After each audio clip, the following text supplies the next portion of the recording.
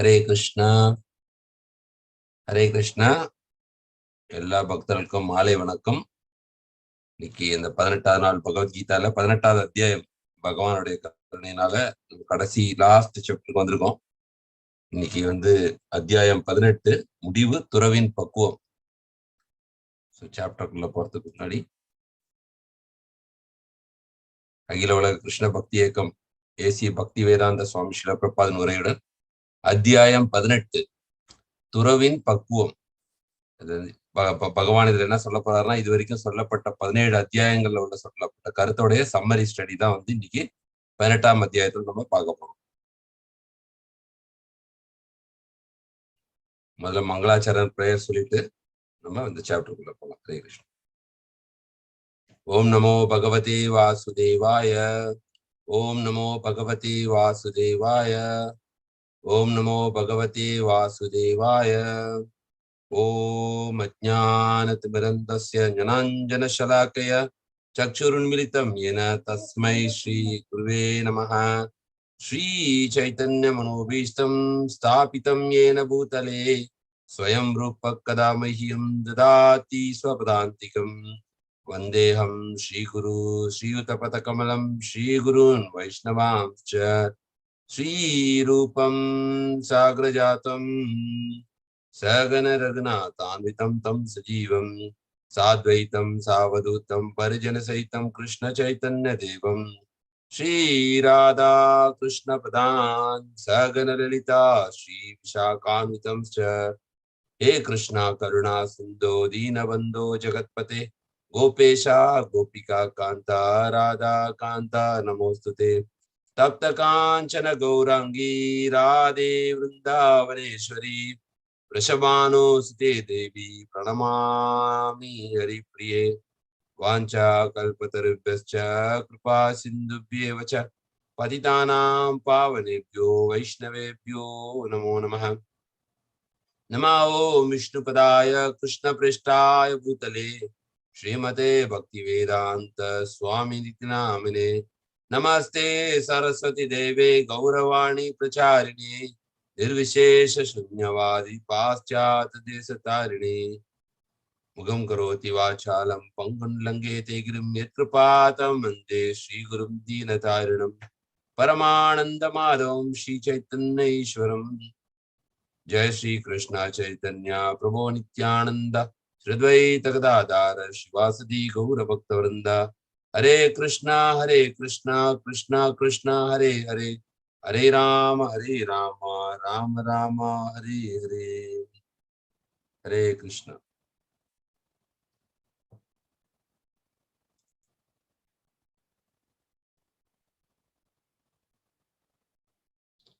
So இறுதி கடைசி அத்தியாயத்துக்கு வந்திருக்கோம். இன்னைக்கு முடிவு கன்க்ளூஷன் துறவின் பக்குவம். ஆங்கிலத்துல த பர்ஃபெக்ஷன் ஆஃப் ரினன்சியேஷன். துறவுன்னா நம்ம எல்லாம் பயப்படுவோம். இந்த துறவுனா ஆக்சுவலா பகவான் என்ன சொல்றாருன்றது நம்ம இந்த அத்தியாயத்துல தெரிஞ்சுப்போம். சோ இது ஞான யோகத்தோடைய அந்த செக்ஷன்ல தான் வருது. இது 18ஆம் அத்தியாயம். சோ 18ஆம் அத்தியாயத்துக்கு போறதுக்கு முன்னாடி 17ஆம் அத்தியாயத்தின் சுருக்கத்தை பத்தி பார்த்துருவோம். சாஸ்திரங்களில் இல்லாத விதிமுறைகளை நம்பிக்கையுடன் பின்பற்றுவர்கள் நிலைமையை பற்றி அர்ஜுனன் கேள்வி எழுப்பினான். சோ 16வது சாப்டர்ல அசுரர்கள் தேவர்கள் 2 கேட்டகரியே பார்த்தோம். ஒருத்தவங்க சாஸ்திரத்தை பின்பற்றுவர்கள் தேவர்களாகவும் சாஸ்திரத்தை பின்பற்றாதவர்கள் அசுரர்களாகவும் சொல்லப்படுது. பட் நிறைய பேர் நியூட்ரலா நடுவுல நல்ல மனிதர்களா இருக்கிறாங்க. ஆனா அவங்க சாஸ்திரம் பத்தி தெரியாம இருக்கும். இப்ப அவங்க எந்த கேட்டகரியில வராருன்னா, அர்ஜுனர் முதல்ல அந்த 17வது சாப்டர் ஃபர்ஸ்ட்லயே கேட்கிறாரு கிருஷ்ணர்கிட்ட, அவர்களின் நம்பிக்கை சத்துவ குணத்திலேயா ரஜோ குணத்திலேயா தமோ குணத்திலேயே அடிப்படையிலானது என பதிலளித்தார் கிருஷ்ணர். இப்ப கிருஷ்ணர் என்ன சொல்றாரு, அவங்களுடைய குணத்தின் அடிப்படையில தான் அவங்களுடைய நம்பிக்கை இருக்கு.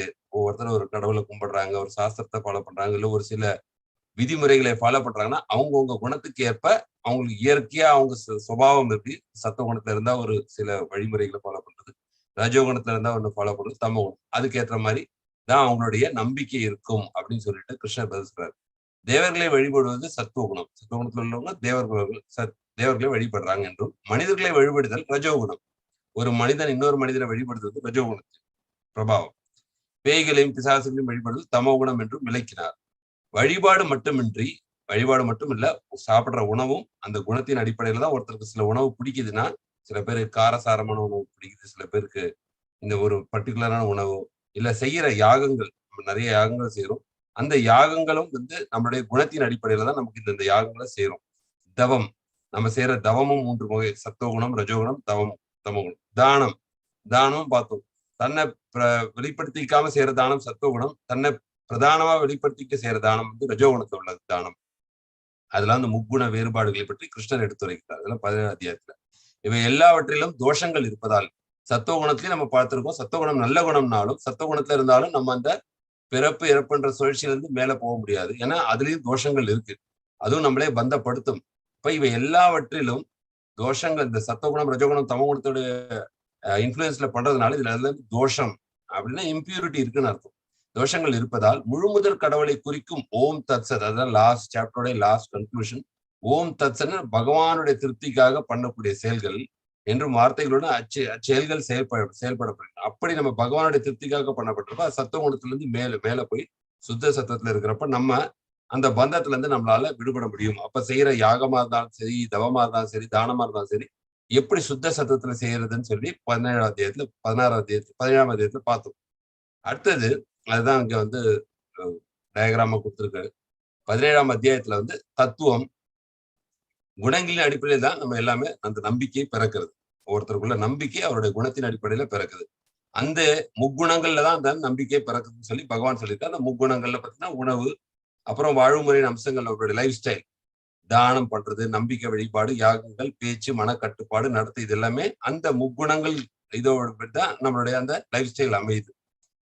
முடிவு என்னன்னா ஓம் தத்சன் என்பதில் முக்கியம். ஓம் தத்சன் என்பது பகவானை குறிக்கக்கூடியது. நான் செய்வதெல்லாம் ஏன் செய்கின்றேன் எனும் உணர்வோட செய்யணும். அதை நம்ம கண்மூடித்தனமா செஞ்ச ரிச்சுவல். ஏன் செய்யறோம், எதுக்கு செய்யறோம் சொல்றது ஸ்பிரிச்சுவல். புரிஞ்சுக்கிட்டு பண்ணா ஸ்பிரிச்சுவல், புரியாம ஒரு ஜஸ்ட் ஒரு கடமைக்காக செய்யறது ரிச்சுவல். அதெல்லாம் 17ஆம் அத்தியாயத்துல பார்த்தோம். இன்னைக்கு 17ஆம் அத்தியாயத்திற்கும் 18ஆம் அத்தியாயத்திற்கும் என்ன தொடர்பு? இன்னைக்கு நம்ம பார்க்க போறது 18ஆம் அத்தியாயம். என்ன லிங்க்? உண்மையில் பகவத்கீதை உபதேசங்கள் 17ஆம் அத்தியாயத்துடன் நிறைவேறுகின்றன. அப்படின்னா 17ஆம் அத்தியாயத்தோடவே பகவத்கீதை முடிஞ்சாச்சு. இனி புதுசா ஒன்னு இன்ஸ்ட்ரக்ஷன் பகவான் கொடுக்க போறது இல்லை. ஆனா 18ஆம் அத்தியாயத்துல என்ன பண்றாங்கன்னா, ஒரு எக்ஸ்பர்ட் டீச்சர் எப்படி ஒரு கிளாஸ் எடுத்து முடிக்கிறப்போ என்னென்ன கத்துக்கிட்டோம் அப்படின்றத டீச்சர் கரெக்டா ரீகேப் பண்ற மாதிரி பகவான் என்ன பண்ற போறாரு, ரீகேப் பண்ண போறாரு. இந்த குருக்ஷேத்திர போர்க்காலத்துல 1.5 மணி நேரமா அர்ஜுனரோட பேசிட்டு இருக்காரு. அப்ப அவர் பேசுறப்போ நம்ம என்னென்ன இது வரைக்கும் உனக்கு சொன்னேன், இல்ல நமக்கு என்னென்ன தெரிஞ்சுக்கிறதுக்காக பகவான் என்ன பண்றாரு, ரீகேப் பண்றாரு.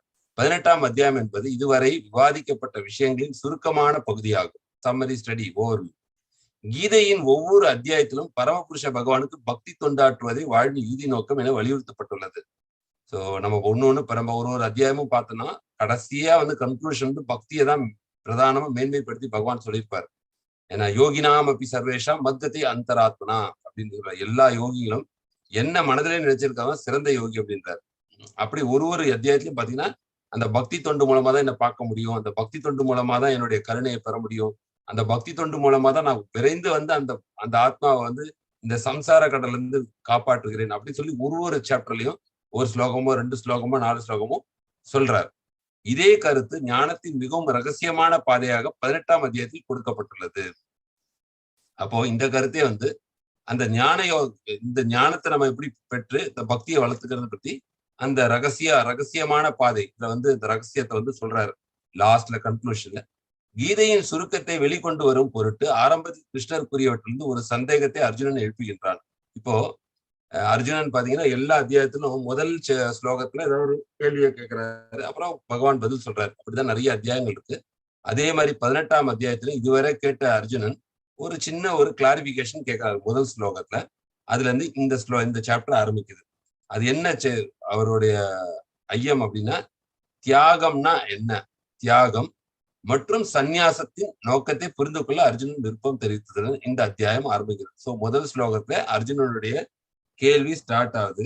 அது என்ன கேள்வி அப்படின்னா, தியாகம்னா என்ன, சந்நியாசம்னா என்ன, இது ரெண்டத்தோடைய நோக்கம் என்ன. சில பேர் சன்னியாசியா எடுக்கிறாங்கன்னு சொல்றாங்க. சன்னியாசம்னா என்ன, அது சாக்ரிஃபைஸ். தியாகம்னா என்ன, ஏன்னா சன்னியாசியும் தியாகம் பண்றாங்க. இந்த தியாகத்துக்கும் சன்னியாசத்துக்கும் இதோட உண்மையான இது என்ன அப்படின்னு சொல்லி அர்ஜுனன் கேட்கிறான் ஃபர்ஸ்ட் ஸ்லோகத்துல. அப்புறம் பகவான் இந்த முழு அத்தியாயத்திலையும் ஒவ்வொன்னா விளக்குறார். இதுதான் 18வது அத்தியாயம், கடைசி அத்தியாயம். பகவான் எல்லாத்தையும் கன்க்ளூஷனா வந்து இந்த சாப்டர்ல சொல்ல போறார். 18ஆம் அத்தியாயம் 5 செக்ஷனா பிரிக்கப்பட்டிருக்கு. இதுல மொத்தம் 78 ஸ்லோகங்கள் இருக்கு. அப்போ மொத்த பகவத்கீதையில பாத்தீங்கன்னா 2 அத்தியாயங்கள் தான் பெரிய அத்தியாயம். 2வது அத்தியாயம் பார்த்தோம். 2வது அத்தியாயத்திலையும் பாத்தீங்கன்னா 72 ஸ்லோகங்கள் இருக்கு. அதே மாதிரி அதை அடுத்தது பாத்தீங்கன்னா 18வது சாப்டர்ல 78 அத்தியாயங்கள், 78 ஸ்லோகங்கள். ஏன்னா 2வது அத்தியாயம்ன்றது வந்து பகவத்கீதாவோட ஓவர்வியூ. மொத்த பகவத்கீதாவை பத்தி ஒரு ஜெனரல் ஓவர்வியூ வந்து 2வது சாப்டர்ல கொடுக்குறாரு. அதனால அது நிறைய ஸ்லோகங்கள் உள்ளது. 18ஆம் அத்தியாயம் ஏன் பெருசா இருக்குன்னா, மொத்த பகவத்கீதா மறுபடியும் அவருடைய சம்மரியை கொடுக்கறதுனால இதுவும் கொஞ்சம் பெரிய அத்தியாயம். முடிவு லாஸ்ட் சாப்டர்ன்றதுனால. மற்ற எல்லா சாப்டரும் பாத்தீங்கன்னா 20 ஸ்லோகம், 18 ஸ்லோகம், 22 ஸ்லோகம் அப்படின்னு சொல்லிட்டு இருக்கும். இந்த 2 அத்தியாயங்கள் தான் பெரிய அத்தியாயம். அந்த 18ஆம் அத்தியாயத்தை அந்த 78 ஸ்லோகத்தை 5 செக்ஷனா பிரிக்கிறாங்க. அப்போ முதல்ல வந்து ஏற்கனவே முதல் 6 அத்தியாயத்துல கர்மயோகத்தை பத்தி பேசினாரு. லாஸ்ட் 6 அத்தியாயங்கள் ஞான யோகம். அதோடைய சம்மரி ஸ்டடி கர்ம மற்றும் ஞான யோகத்தின் சுருக்கம் தான் முதல் 18 ஸ்லோகத்துல சொல்றாரு. Summary study of karma and jnana yoga அது. அப்புறம் முக்குணங்கள் பத்தி 14வது சாப்டர்ல பார்த்தோம், 17வது சாப்டர்ல பார்த்தோம். 14 இயற்கையின் முக்குணங்கள், அது எப்படிலாம் இன்ஃபுளுன்ஸ் பண்ணுது உணவுல, யாகங்கள் செலுத்தலாம் போன சாப்டர்ல பார்த்தோம். ஸோ அதோடைய சம்மரி ஸ்டடி, இந்த முக்குணங்களுடைய சம்மரி ஸ்டடியை வந்து 19ல இருந்து 40ல சொல்றாரு. இப்போ கர்மயோகம், ஞான யோகம் ஒரு செக்ஷன், முக்குணங்களுடைய சம்மரி ஸ்டடி ஒண்ணு. அப்புறம் இந்த மாதிரி இந்த முக்குணங்கள்ல செயல்படுறவங்க, அதுல யார் பக்குவமானவர்கள், ஐடியல் ஒர்க்கர், யார் வந்து பர்ஃபெக்ஷனா இருக்கிறாங்க அப்படின்னு சொல்லி 41ல இருந்து 55ல சொல்றாரு. முக்குணங்கள்ல செயல்பட்டாலும் அதுல பக்குவமானவர்கள் யாரு, அது எப்படி செய்யறது அப்படின்னு. அப்புறம் கடைசியா என்ன, இதெல்லாம் எதுக்காக பண்றோம், ஏன் இந்த மொத்த பகவத்கீதையை நம்ம கத்துக்கிட்டோம் அப்படின்னா, இறுதி இலக்கு என்னன்னா நம்ம பகவான் மேல அன்பு செலுத்தணும். நம்ம எல்லாருமே கண்டிப்பா கடவுளை கும்பிடுறோம், கடவுள் மேல நம்பிக்கை இருக்கு, அதனால பகவத்கீதை கிளாஸ் அட்டன் பண்றோம். பட் உண்மையான அன்பு மனதுல இருந்து இல்ல இதயத்துல இருந்து அந்த அன்பு, பகவான் அந்த அன்புக்காக தான் ஏங்குறாரு. 9வது அத்தியாயத்தில் சொல்றாரு, ஒருத்தருக்கு அன்போட எனக்கு நீரோ பழமோ கொடுத்தா நான் அதை சந்தோஷமா ஏற்றுக்கிறேன்றாரு. பத்திரம் புஷ்பம் பழம் தோயம் யோமே பக்தியா பிரேச்சு ததா பக்தி உபார்த்தம் அஸ்னாமி பிரேதாத்மாக அப்படின்றார். பகவானுக்கான அந்த அன்பு, அதுதான் வந்து இறுதி லட்சியம். பகவத்கீதை சொல்லப்பட்டதன் நோக்கமே அதுதான். அப்படி அந்த பகவானுக்கு அன்பு செய்யறதுனால நமக்கு என்ன பெனிஃபிட், அது இறுதி விளைவு, கன்க்ளூஷன் ஆஃப் பகவத்கீதா. ஸோ பகவானுடைய அன்பு தான் லட்சியம். அந்த பகவானுக்கான அன்பை நம்ம கொடுக்குறப்போ நமக்கு என்ன பெனிஃபிட், நமக்கு எந்த வகையில் அது வந்து கன்க்ளூஷனை வந்து இறுதி விளைவுன்னு சொல்லி 67ல இருந்து 70ல சொல்லி பகவான் முடிக்கிறார். ஸோ எல்லாத்தோடைய சுருக்கத்தையும் நம்ம பார்க்க போறோம். அப்போ ஃபர்ஸ்ட் செக்ஷன் நம்ம சொன்ன மாதிரி கர்மா மற்றும் ஞான யோகத்தின் சுருக்கம் முதல் 18 ஸ்லோகங்கள்ல சம்மரி ஸ்டடியா சொல்றாரு. அப்ப கர்ம மற்றும் ஞான யோகத்தின் சுருக்கமா 3 செக்ஷனா பிரிக்கிறாங்க. ஃபர்ஸ்ட் அர்ஜுனனின் சந்தேகம், நம்ம ஃபர்ஸ்டே சொன்னோம். அர்ஜுனன் கேட்கலாம், தியாகத்துக்கும் சந்நியாசத்துக்கும் என்ன ஒரு முக்கியத்துவம், தியாகத்துக்கு என்ன வேறுபாடு, என்ன அதோடைய நோக்கம் என்ன அப்படின்னு கேட்கலாம். அதான் முதல் ஸ்லோகம். அப்புறம் கிருஷ்ணருடைய கருத்து என்ன இல்லை அப்படின்னு சொல்லி அவருடைய ரிப்ளை, ரெஸ்பான்ஸ், அவருடைய கன்க்ளூஷன். செயல்பாடுகளுக்கு யார் காரணம், நம்ம ஒருலாம் செய்யறோம், ரிசல்ட் வரப்போ நம்ம வருத்தப்படுறோம், நம்மளாலதான் இந்த செயல்கள் எல்லாம் ஃபெயிலியர் ஆச்சு அப்படின்னு நம்ம ஒரு ஃபெயிலியரோ இல்ல சக்சஸோ நினைக்கிறோம். ஆனா உண்மையா ஒரு செயலுக்கு வெற்றியோ தோல்வியோ வருதுன்னா அந்த நபர் மட்டும் காரணம் இல்லை, அதுல யாரெல்லாம் காரணம், 5 விதமான காரணங்கள் உள்ளதுன்னு சொல்லி அது ஒரு 3 சொல்றாரு. இப்போ கர்மானா செயல்கள், ஞானம்னா தெரியும், ஞானம்னா அறிவு. ஸோ இந்த ஞானம் அந்த அறிவுல வந்து அந்த கர்மாவை பத்தி, செயல்பாடுகளுக்கு உண்மையான காரணம் யார் அப்படின்னு சொல்லி 3வது செக்ஷன்ல விளக்குறாரு. இப்போ வாழ்க்கைக்கான பாடம், நீங்கள் தெளிவும் நம்பிக்கையும் அடையும் வரை கேட்டுக்கொண்டே இருங்கள், நம்பிக்கை அடைந்த உடனே பின்பற்ற தொடங்க வேண்டும். ஸோ இதை வந்து பகவத்கீதையை ஒரு வாட்டி படிச்சா புரிஞ்சிடும்னு கிடையாது. பகவத்கீதையை பொறுத்த வரைக்கும் புது புது கருத்துக்கள் வந்துகிட்டே இருக்கும். அதுதான் ஆன்மீக புத்தகத்துக்கும் பௌதிக புத்தகத்துக்கும் உள்ள வித்தியாசம். இப்போ பௌதிக புத்தகம் படிக்கிறோம், ஒரு புத்தகத்தை ஒரு வாட்டி 2 வாட்டி படிப்போம், அதுக்கப்புறம் அதில் படிச்சு தெரிஞ்சுக்கிறதுக்கு ஒன்றும் இல்லை, தூக்கி வச்சிருவோம். இப்போ நியூஸ் பேப்பர் எடுத்துக்கிறோம், நியூஸ் பேப்பர் பார்த்தீங்கன்னா காலையில படிக்கிறோம், சாயந்தரத்துலாம் தூக்கி போட்டுருவோம். அந்த நியூஸ் பேப்பரை இன்னொரு வாட்டி எடுத்து கூட பார்க்க மாட்டோம். அடுத்த நாள் புது நியூஸ் வரப்போ அந்த நியூஸ் பேப்பர் எடுத்து பார்ப்போம், அதோட அது முடிஞ்சுது, அது லைஃப் டைம். புத்தகமும் அப்படிதான், ஈவன் ஸ்கூல் புத்தகம் கூட அப்படிதான். 2 வாட்டி 3 வாட்டி எக்ஸாம் வரைக்கும் படிப்போம், எக்ஸாம் கிளியர் பண்ணிட்டோம்னா அந்த புக்கை தூக்கி போட்டுடுவோம், இல்லை வேற யார்ட்டாவது கொடுத்துருவோம். அந்த புக்கை திருப்பி கூட நம்ம பார்க்கறது இல்லை. அது பௌதிக அறிவு. ஆன்மீக அறிவுன்றது அப்படி கிடையாது. புது புது ரியலைசேஷன் நமக்கு வந்துகிட்டே இருக்கும், புது புது அண்டர்ஸ்டாண்டிங் கிடைச்சிக்கிட்டே இருக்கும். அதுதான் பகவத்கீதை. இப்ப 5000 வருஷமா அதே புக்கு தான், அதே 700 ஸ்லோகங்கள் தான். எவ்வளவு பெரிய பெரிய ஆச்சாரியர்கள், எவ்வளவு பெரிய பெரிய பிலாசபர்ஸ் உலகம் பூரா அதை படிக்கிறாங்க. ஒவ்வொருத்தரும் அவங்களுக்கு கிடைச்ச புரிதலை வந்து அவங்க விளக்க உரையா எழுதியிருக்கிறாங்க. பிரபுபாதர் வந்து அவருடைய விளக்க உரை எழுதியிருக்கிறதா நம்ம இந்த பகவத்கீதையில பாக்குறோம். அப்ப இதோட பகவத்கீதை அந்த ஆன்மீக நூலோட சிறப்பு என்னன்னா, நமக்கு படிக்க படிக்க தெளிவு கிடைக்கும். அந்த தெளிவு கிடைக்கிற வரைக்கும், அந்த நம்பிக்கை நமக்கு உண்மையா கிடைக்கிற வரைக்கும் கண்மூடித்தனமா எதையும் நம்பாம, உண்மையா நம்ம மனசுல கன்வின்ஸ் ஆகிற வரைக்கும் அதை நம்ம திருப்பி திருப்பி கேட்கணும், படிக்கணும்.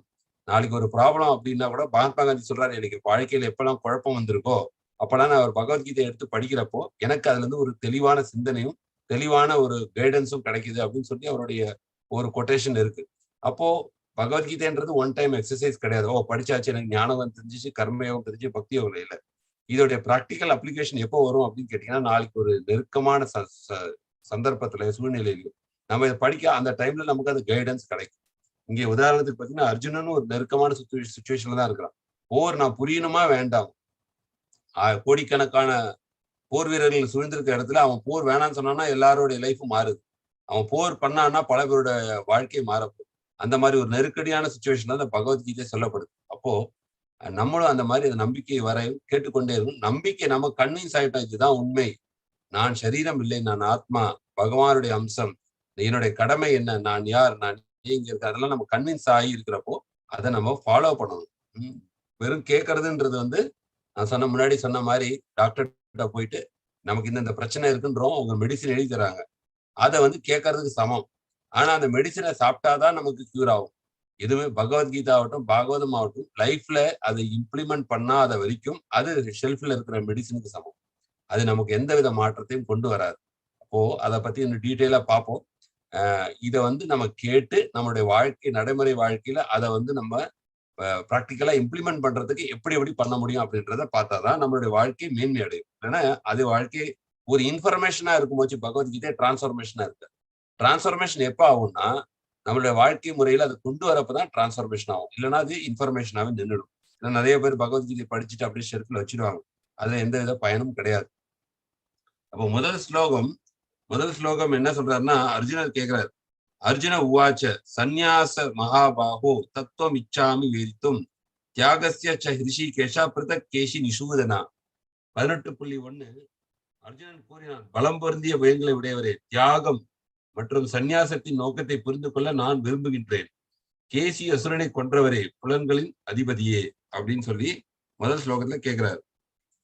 ஸ்ரீ பகவான் உவாச்ச காமியமானாம் கர்மணாம் ஞாசம் சந்நியாசம் கவையோ விதுகு சர்வ கர்ம பல தியாகம் ரகுஸ்தியாகம் விசக்ஷனஹா அப்படின்ற 2வது ஸ்லோகத்துல அதுக்கு ஆன்சர் சொல்றாரு. புருஷோத்தமனான முழுமுதற் கடவுள் கூறினார், ஆன்சர் பண்றாரு அர்ஜுனருக்கு. ஜட ஆசைகளை அடிப்படையாக கொண்ட செயல்களை துரத்தல்.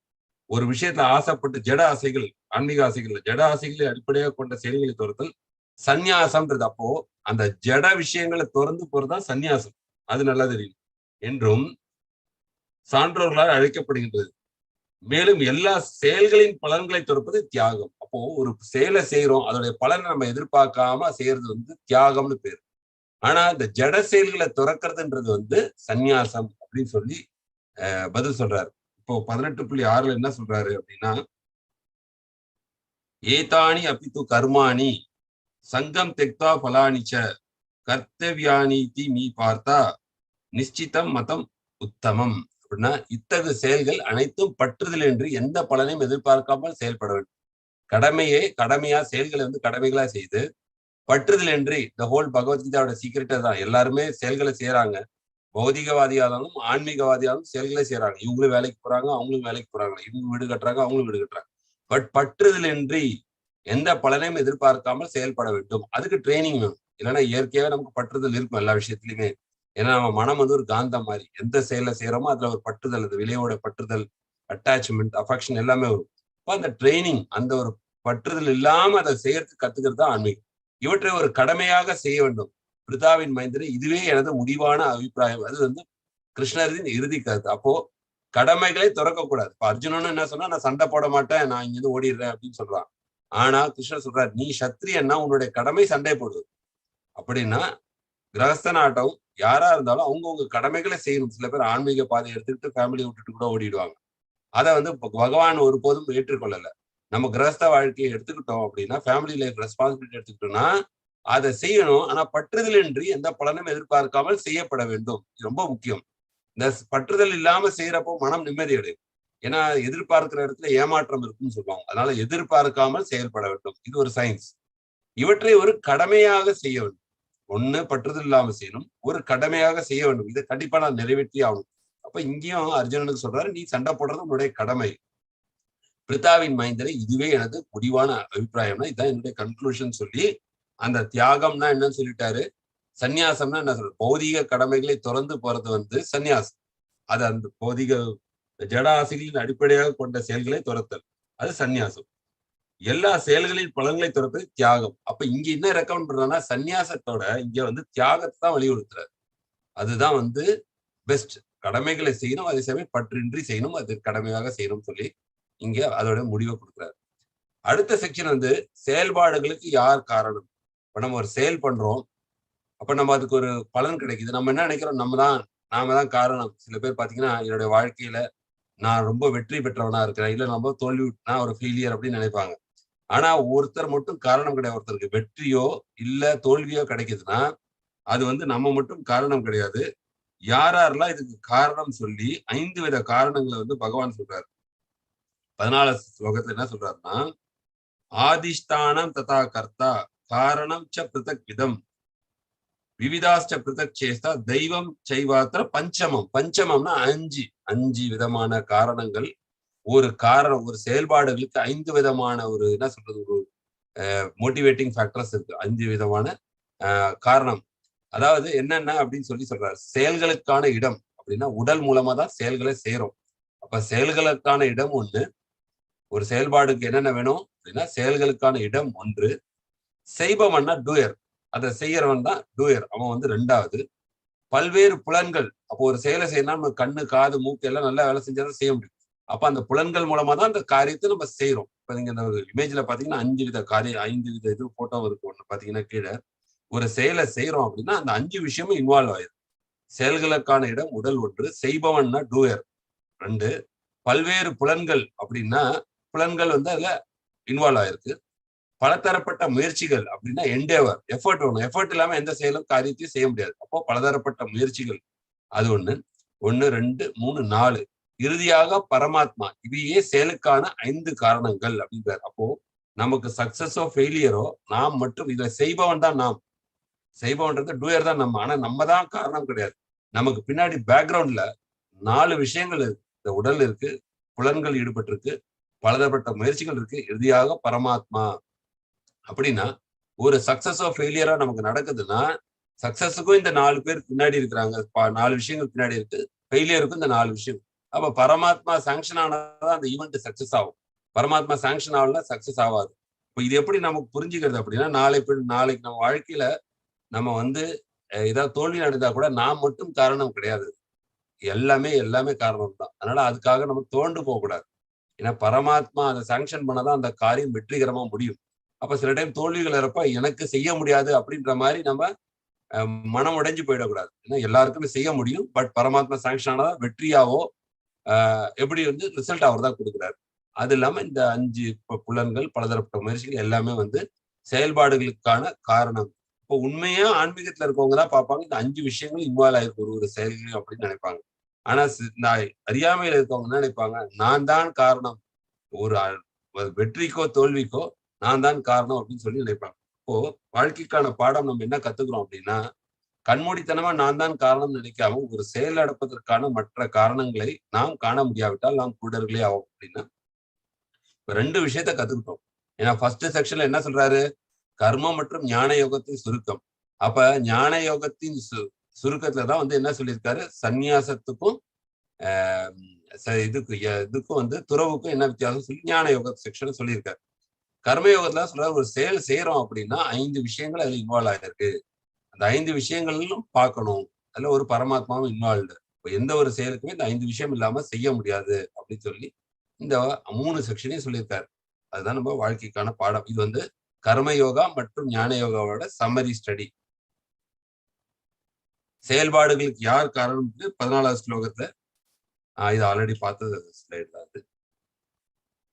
நான் ஒண்ணு கூட இல்லை, நான் 1.5 தான். 1.5னா நான் செய்பவன், டூயர். அப்ப அந்த 5 இது காரணங்கள்ல நான் ஒரு காரணம். எனவே எனது சாதனையை கண்டு நான் மிகவும் பெருமைப்படுவோ, தோல்விகளை கண்டு மிகவும் தோண்டு விடுவதோ வேண்டாம். இதுதான் நம்ம கத்துக்கிற பாடம். ஏன்னா அந்த 5 காரணத்துல நாம ஒரு காரணம்ன்றதால நாமளே முழுக்க முழுக்க எல்லா ரெஸ்பான்சிபிலிட்டி எடுத்துக்க வேண்டாம். அது வெற்றியானாலும் ரொம்ப தற்பெருமை எடுத்துக்க வேண்டாம். அது ரொம்ப தோல்வியானாலும் தோண்டு விட வேண்டாம். இதுதான் அந்த செக்ஷன் வந்து நம்ம கத்துக்கிற பாடம். இப்போ கர்ம ஞான யோகத்தோடைய சம்மரி ஸ்டடி முடிச்சாச்சு. இப்ப நம்ம பார்க்க போறது வந்து 2வது செக்ஷன் வந்து முக்குணங்கள். முக்குணங்களால என்னென்ன எஃபெக்ட்? சத்துவகுணம், ரஜோகுணம், தமோகுணம். நம்ம ஆல்ரெடி 17வது சாப்டர்ல உணவு பத்தி பார்த்தோம். நம்பிக்கை, அப்புறம் வந்து தியாகம் என்னென்ன செய்வாங்க, அவங்க தானங்கள் எப்படிலாம் அஃபெக்ட் ஆகும்னு பார்த்தோம். இங்க வேறு விதமான முக்குணங்களின் விளைவுகளை பத்தி பகவான் சொல்ல போறாரு. முக்குணங்கள் நமது மனநிலைக்கு ஏற்றவாறு நம்மை பந்தப்படுத்துகிறது. அந்த நம்மளுடைய மனநிலை ஞானம், புரிதல், செயல், உறுதி, மகிழ்ச்சி. அங்க 17வது சாப்டர்ல என்னென்ன சொல்லலையோ அதை பத்தி இன்னும் வேற வேற சப்ஜெக்ட்ல சொல்றாரு. ஞானம் எப்படி, புரிதல் எப்படி, நம்மளுடைய அண்டர்ஸ்டாண்டிங். சில பேர் சொல்லுவாங்க நான் சொல்றதாங்க கரெக்ட் அப்படின்னு. அவங்க குணத்தின் அடிப்படையில் அவங்களோட புரிதலும் இருக்கும், அவங்க கான்சியஸ்னஸும் அப்படிதான் இருக்கும். ஞானம், புரிதல், செயல், உறுதி, மகிழ்ச்சி. இந்த 5 செக்ஷனை பத்தி சொல்ல போறாரு. முன்னாடி 17வது செக்ஷன்ல பார்த்தது வேற டாபிக். இங்க பாக்குறது வந்து 5 வேற விதமான டாபிக். முக்குணங்களுடைய summary study. வாழ்க்கைக்கான பாடம் அது ஒரு கண்ணுக்கு புலப்படாத கயிறு. எது? குணங்கள்ன்றது வந்து நம்ம கண்ணுக்கு தெரியாது, ஆனா நம்மளே ஆட்டி படைக்கக்கூடியது. ஆன்மீகத்துக்கு வர்றதுக்கு முன்னாடி நம்ம பண்றது எல்லாமே கரெக்ட்னு நமக்கு தோணும். ஆனா இந்த விஷயங்கள் தான் முக்குணங்கள், இந்த மாதிரி விஷயங்கள்லாம் கேட்கிறப்பதான் தெரியும், நமக்கு கோவம் வருதுன்னா ரஜோகுணத்தினால வருது. நம்ம ரொம்ப தூங்குறோம் அப்படின்னா தமோ குணத்தோடைய பிரபாவம் ஜாஸ்தி இருக்கு நமக்கு அப்படின்னு சொல்லிட்டு, இல்ல சோம்பேறியா இருக்கும், இல்ல ரொம்ப சுறுசுறுப்பா இருக்கும், இல்ல பௌதிக விஷயத்துல ரொம்ப நாட்டமுடையவர்களா இருக்கலாம், நம்ம ரஜோகுணத்தினால பாதிக்கப்பட்டிருப்போம். ஆனா இது எல்லாமே கண்ணுக்கு தெரியுமா அப்படின்னா தெரியாது. இந்த குணங்களால தான் நம்ம செயல்படுறோம். ஆனா இந்த குணத்தை கண்ணால பார்க்க முடியாது. அது ஒரு கண்ணுக்கு புலப்படாத கயிறு. குணா அப்படின்னாலே சமஸ்கிருத தமிழ்ல ரோப்புன்னு அர்த்தம். நானும் அதில் முழுவதமாக பந்தப்பட்டுள்ளேன். அந்த குணங்கள்ல அந்த கயிறு வந்து என்னை கட்டி வச்சிருக்கு. இப்படிதான் நான் செயல்படணும் அப்படின்னு சொல்லி. உதாரணத்துக்கு நம்ம பார்த்தோம் பொம்மலாட்டத்துல எப்படி அந்த கயிறு தான் அந்த பொம்மை இழுக்குதோ, அப்ப அந்த கயிறை தூக்குனா அந்த பொம்மை கையை தூக்கணும்னா தூக்கும். அந்த மாதிரி அந்த குணங்கள் தான் என்னை வந்து கட்டுப்படுத்தி வச்சிருக்கு இந்த பௌதிக உலகத்துல. இப்போது அதனை நான் பார்க்கிறேன். இந்த ஆன்மீக அறிவு மூலமா அப்புறம் சத்துவகுணம்னா என்ன, ரஜோகுணம்னா என்ன, தமோகுணம்னா என்ன. நான் ஒரு குறிப்பிட்ட உணவை செலக்ட் பண்றேன்னா அது என்னோட குணத்தோடைய இன்ஃபுளுயன்ஸ். ஒரு குறிப்பிட்ட வகையா சேரிட்டி பண்ணி ஒரு மனநிலை வச்சிருக்கேன்னா அது குணத்தோட. இப்போ அது நமக்கு தெரியுது. இப்ப அதுல இருந்து நான் எப்படி விடுபட முயற்சி செய்ய போகிறேன். அதாவது நம்ம இதுல இருந்து குணங்களை, இந்த சத்துவகுணம், ரஜோகுணம், தமோகுணம் எப்படி நம்ம பந்தப்படுத்திருக்கோ அதுல இருந்து விடுபட்டு இதுக்கு மேல எல்லா குணங்களுக்கும் மேல ஃப்ரீயா இருக்கிறது எப்படி அப்படின்றத நம்ம கத்துக்கணும். முக்குணங்களிலான மகிழ்ச்சி ஃபர்ஸ்ட் செக்ஷன். இதான் சொன்ன மாதிரி 14வது சாப்டர்லயும் 17வது சாப்டர்லயும் முக்குணங்களை பத்தி சொன்னாலும் முக்குணங்களிலான மகிழ்ச்சியை பத்தி சொல்லல அதுல. அதனால இந்த மகிழ்ச்சின்றது ஒரு புது செக்ஷன். முக்குணங்கள் சத்துவ குணத்துல எப்படி இருக்கும் மகிழ்ச்சி அப்படின்னா, முதலில் விஷம் போன்றது, முடிவில் அமிர்தம் போன்றது, தன்னுணர்வை நோக்கி உள்ளது. அப்போ சத்துவகுணத்துல உள்ளவங்க தன்னுணர்வுனா நான் யார் அப்படின்றத முயற்சி பண்ணுவாங்க. தன்னுணர்வுனா தன்னை பற்றி தெரிஞ்சுக்கிறது. நான் சரீரம் இல்லை, ஆத்மான்றது. அது எப்படி இருக்கும்? நமக்கு இயற்கையா நம்ம ஃப்ரீயா இப்படி இப்படியோ வாழ்ந்திருப்போம். பட் நம்ம இதெல்லாம் கேட்கிறப்ப எப்படி சாண்டிங் பண்ணணும், அதிகாலையில எழுந்திருக்கணும், இதெல்லாம் சொல்றப்ப நமக்கு ரூல்ஸ்னாலே நமக்கு பிடிக்காது. நார்மலா நமக்கு ரூல்ஸ்னா பிடிக்காது. நமக்கு ரூல்ஸ் இல்லாம இருக்கும். அப்ப இதெல்லாம் கேட்கிறப்ப நமக்கு இதெல்லாம் ஃபாலோ பண்ணணும். ஐயோ கஷ்டமாச்சே, காலையில டெய்லி எழுந்திருக்க சொல்றாங்களே, நம்ம வந்து லேட்டா தானே எழுந்திருச்சோம். இல்ல ஒரு சாண்டிங் பண்ண சொல்றாங்க. இது பண்ண ஏகாதசி அப்ப விரதம் இருக்கிறாங்க. யோகாவை வந்து ஆஃபர் பண்ண சொல்றாங்க. இப்ப இந்த பழக்கம்லாம் இல்லாததுனால நம்ம இதெல்லாம் வாழ்க்கையில கொண்டு வர்றதுக்கு அது கண்டிப்பா முதலில் விஷம் போன்றதான் இருக்கும் அப்படின்னு சொல்றாரு பகவான். அந்த வேர்டு ஸ்பெசிபிக்காவே யூஸ் பண்றாரு. ஆனா வந்து அதுல உங்களுக்கு அந்த ஸ்லோகம் கூட படிச்சு காட்டுறேன் உங்களுக்கு.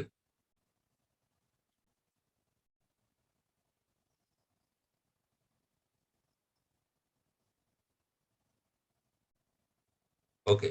அது விஷம் போன்றது அப்படின்னு சொல்லிட்டு முடிவில் அமிர்தம் போன்றது தன்னுணர்வை நோக்கி பாதை.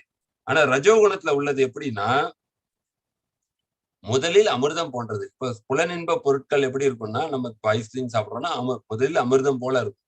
ஆனா முடிவில் விஷம் போன்றது அப்படின்னா, நமக்கு போக போக ஆசைகள் இருந்தாலும் உடல் ஒத்துழைக்காது. அதோடைய கர்ம வினை வேற நம்ம அனுபவிக்கணும். அப்போ ஆரம்பத்துல ஒண்ணு வந்து சத்துவகுணத்துல உள்ள மகிழ்ச்சி எப்படி இருக்கு, முதல்ல கஷ்டமா இருந்தாலும் இப்போ மிலிட்ரியில கூட அந்த டிசிப்ளின் முதல்ல கஷ்டமா இருந்தாலும் அவங்க அதுக்கப்புறம் அதை நாளடைவில் அந்த டிசிப்ளினை அவங்க என்ஜாய் பண்றாங்க. காலையில எழுந்துக்கிறாங்க, வாக்கிங் போறாங்க, ரன்னிங் போறாங்க அப்படின்னா அது சத்துவகுணம். அந்த அந்த அந்த மாதிரி அவங்களுக்கு ஸ்டார்டிங்ல விஷம் போல இருக்கும், முடியிறப்ப அமிர்தம் போல முடிகிறது சத்துவகுணத்திலான மகிழ்ச்சி. ரஜோகுணத்தில் வந்து எடுத்த உடனே இன்ஸ்டன்ட் ப்ளஷர் வர்றதுனால முதல்ல அமிர்தம் போல இருக்கும். பட் அதோட எஃபெக்ட் இருக்கும். ஆனா ஒரு டிசிப்ளின் இல்லாம இருக்கவங்களுக்கு நிறைய உடல் உபாதைகள் வரப்போ அது விஷம் போல இருக்கும். முடிவுல விஷம் போன்றது. பட் கர்ம வினைகளும் அது கூட சேர்ந்து வரும். புலன் இன்பத்திலிருந்து எழுவது இந்த மகிழ்ச்சி. அது ரஜோகுணத்தின் மகிழ்ச்சி. அப்ப தமோ குணத்துல உள்ள மகிழ்ச்சி எப்படி இருக்கும் அப்படின்னா, மாயையில் ஆனது அப்படின்னா, உறக்கம், சோம்பேறித்தனம் மற்றும் மாயையினால் வருவது அந்த மாதிரி மகிழ்ச்சி. அவங்க தூங்குறதுலதான் சந்தோஷம் ஜாஸ்தி இருக்கும். அதிக நேரம் தூங்குனா அவங்களுக்கு சந்தோஷம். அந்த சோம்பேறித்தனமா இருக்கிறது அவங்களுக்கு ஒரு சந்தோஷம். சோ இந்த மகிழ்ச்சியில சத்துவகுணத்தோட மகிழ்ச்சி எப்படி, ரஜோகுணத்தோட மகிழ்ச்சி எப்படி, தமோ குணத்தோட மகிழ்ச்சி இப்படி அப்படின்னு சொல்லி பகவான் சொல்றாரு. இப்ப வாழ்க்கைக்கான பாடம் நமது மகிழ்ச்சிக்கான தேடலில் அது நீடித்திருப்பதோ பயனுள்ளதோ மேலும் ஆன்மீக வாழ்க்கை உகந்ததா என்பதை பார்க்க மறவாதிருப்போம். இப்ப நம்ம எல்லாருமே மகிழ்ச்சியை நோக்கி தான் போறோம். இன்ஃபேக்ட் பகவத்கீதையை கத்துக்கிறதும் நம்ம வாழ்க்கையில நிம்மதியும் மகிழ்ச்சியும் கிடைக்கிறதுக்கு தான் நம்ம ட்ரை பண்றோம். அப்ப அந்த மகிழ்ச்சிக்கான தேடலில் அந்த நம்ம மகிழ்ச்சியை தேடுறப்போ அது வந்து நீடித்து இருப்புனா லாங் டேர்மா இருக்கும் மகிழ்ச்சி. சிற்றின்பம்ன்றது ஒரு 5 நிமிஷம் இன்ஸ்டன்டா வந்து உடனே மறையக்கூடியது. நீடித்து இருப்பதா, அது நமக்கு யூஸ்ஃபுல்லா இருக்குமா, பயனுள்ளதா, மேலும் அது ஹெல்தியானதா, மேலும் அது என்னுடைய ஆன்மீக வாழ்க்கைக்கு இந்த இது நமக்கு ஏற்றமா இருக்குமா அப்படின்றது எப்போதுமே நம்ம எந்த இது பண்ணாலும் அதை பார்த்துக்கணும். முக்குணங்களின் முடிவு 18.40 பகவான் என்ன சொல்றாரு, நாத்தத் அஸ்தி பிருத்திவியம் வா திவிதேஷு வா புனஹா சத்வம் பிரகிருதி ஜெயர் முக்தம் ஏத் ஏபி ஸ்யாத் திரிவீர் குணை. இவ்வுலகிலோ உயர் உலகத்திலோ தேவர்கள் மத்தியிலோ ஜட இயற்கையிலிருந்து பிறந்த இந்த 3 குணங்களிலிருந்து விடுபட்டவர்கள் எவரும் இல்லை. பகவான் இதுவும் சொல்றாரு கன்க்ளூஷன். இப்போ 2வது செக்ஷன் நம்ம என்ன பண்றோம், முக்குணங்களிலுடைய இது பார்த்தோம், மகிழ்ச்சி பார்த்தோம், விஷயங்கள்லாம் பார்த்தோம். அதோடைய முடிவு என்ன அப்படின்னு கேட்டீங்கன்னா, நம்ம இந்த பௌதிக உலகம் இந்த பூமியிலயோ உயர் உலகம்னா சொர்க்கம் அப்படின்னு நம்ம பார்த்தோம். அது பிரம்மலோகா சத்தியலோகால இருந்து 14 உலகங்கள் இருக்கு. உயிர் உலகங்களும் இருக்கு.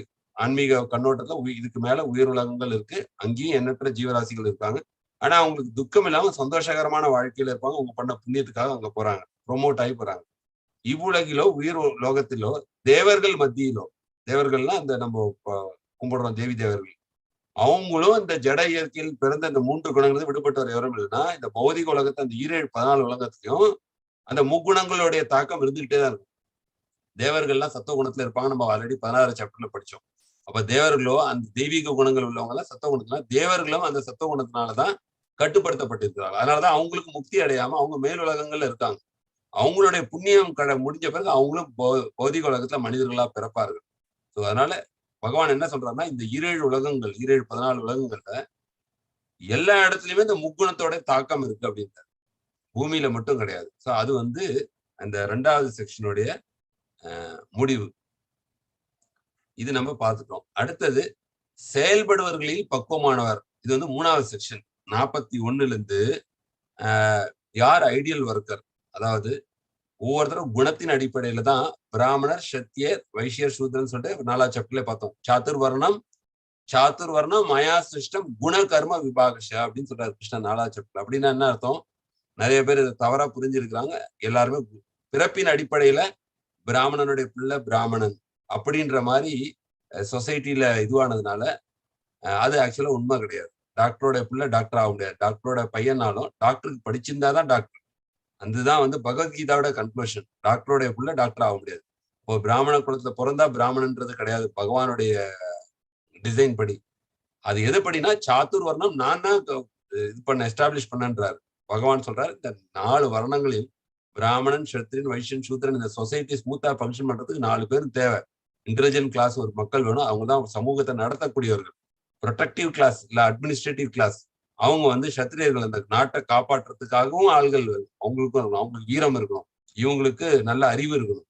அது மட்டும் இருந்தா போதுமா, சாப்பிடறதுக்கு 3 வேளை உணவு வேணும். அதுக்கு வைசியர்கள் இருக்காங்க. அவங்க வந்து அக்ரிகல்ச்சர், கவு ப்ரொடெக்ஷன் அந்த மாதிரி இதுல அவங்க வந்து பிசினஸ் கிளாஸ். அவங்க 3 பேர் இருந்தா மட்டும் பத்தாது. இந்த மற்ற வேலைகளை செய்யறதுக்கு வந்து சூத்திரர்கள் அப்படின்னா இந்த 3 வர்ணத்தையும் சப்போர்ட் பண்ணக்கூடியவர்கள் வந்து சூத்திரர்கள். ஆனா சூத்திரர்கள் பிறப்பின் அடிப்படையில கிடையாது, அவங்களுடைய குணத்தின் அடிப்படையில். அதுதான் கிருஷ்ணர் சொல்றாரு, சாத்துர் வர்ணம் மயா சிருஷ்டம், என்னோட சிருஷ்டியில தான் 4 வர்ணங்களும் ஏற்படுத்தப்பட்டது. ஆனா எதை வச்சு ஏற்படுத்துது? குணம். அவங்களுக்குன்னு ஒரு குணம் இருக்கும். அவங்களுக்கு இப்போ சில பேர் பாத்தீங்கன்னா ஸ்கூல்லேயே பசங்க படிக்கிறப்போ அவங்கள எரேசர் விற்கிறது, பென்சில் விற்கிறது பார்த்தோன்னா அவங்களுக்கு ஆல்ரெடி இந்த வைஷ்ய குணம் இருக்கும். பிசினஸ் பண்றதுக்கு நிறைய ஐடியாஸ் வச்சிருப்பாங்க. மற்ற பிள்ளைகளுக்கு அப்படியே சில பிள்ளைகள் ஒரு படிப்புல மட்டும் கான்சென்ட்ரேட் பண்ணுவாங்க. அது பாத்தீங்கன்னா இன்டெலிஜென்ட் கிளாஸ். சில பேர் பாத்தீங்கன்னா நல்ல ஸ்டவுட்டா இருப்பாங்க. நாளைக்கு ஏதாவது ஸ்கூல்ல பிரச்சனைனா முன்னாடி வந்து நிற்பாங்க. அது சத்திரிய குணம். சில பேர் எதுவும் இல்லாம உறக்கத்திலே போயிட்டு டல்லா பின்னாடி போகாது சூத்திர குணம். அப்படிதான் அந்த குணத்தின் அடிப்படையில இருக்கும். அதே மாதிரி ஒரு சொசைட்டி ரன் பண்றதுக்கும் இந்த 4 வர்ணங்களும் தேவை. ஒரு கம்பெனி ரன் பண்றதுக்கும் பாத்தீங்கன்னா சிஇஓன்றது ஒரு இன்டெலிஜென்ட் கிளாஸ், செக்யூரிட்டி அப்படின்னு சொல்லி பாத்தீங்கன்னா ஒரு அட்மினிஸ்ட்ரேட்டிவ் இதுல பாத்தீங்கன்னா எல்லாருமே தேவைப்படுறாங்க ஒரு சொசைட்டி ரன் பண்றதுக்கு. ஒரு சாராரால மட்டும் இந்த சொசைட்டி ஃபங்க்ஷன் ஆகாது. 4 வர்ணங்களும் இருந்தாதான் இந்த சொசைட்டி ஃபங்க்ஷன் ஆகும். அப்ப அது பிராமணர்களுடைய முக்கியமான டியூட்டி, கடமை என்னன்னா அவங்க அந்த வேதங்களை படித்து மத்த 3 சமூகத்தினருக்கும் அவங்க அதை வழி நடத்தினாதான் அவங்க கரெக்டான வழிமுறையில போக முடியும். அதுதான் சாத்துர்வர்ண மய சிஸ்டம். அதுல இந்த செயல்பாடுகளில் யாரு பக்குவான அந்த 4 வர்ணங்கள்ல யாரு பக்குவமானவர்கள் அப்படின்னு சொல்லிட்டு 4 சமுதாய வர்ணங்கள் கடமைகள். வாழ்க்கைக்கான பாடம் செய்யும் தொழில் திருப்தி அடைவது எவ்வாறு அப்படின்னு சொல்ல போறார் பகவான். பகவத்கீதை அதற்கும் கூட பதிலளிக்கிறது. நாம் வளர்த்து கொண்டுள்ள குணங்களின் அடிப்படையில் நமது இயற்கைக்கு ஏற்றாற்போல் ஒரு வேலையை தேர்வு செய்ய வேண்டும்.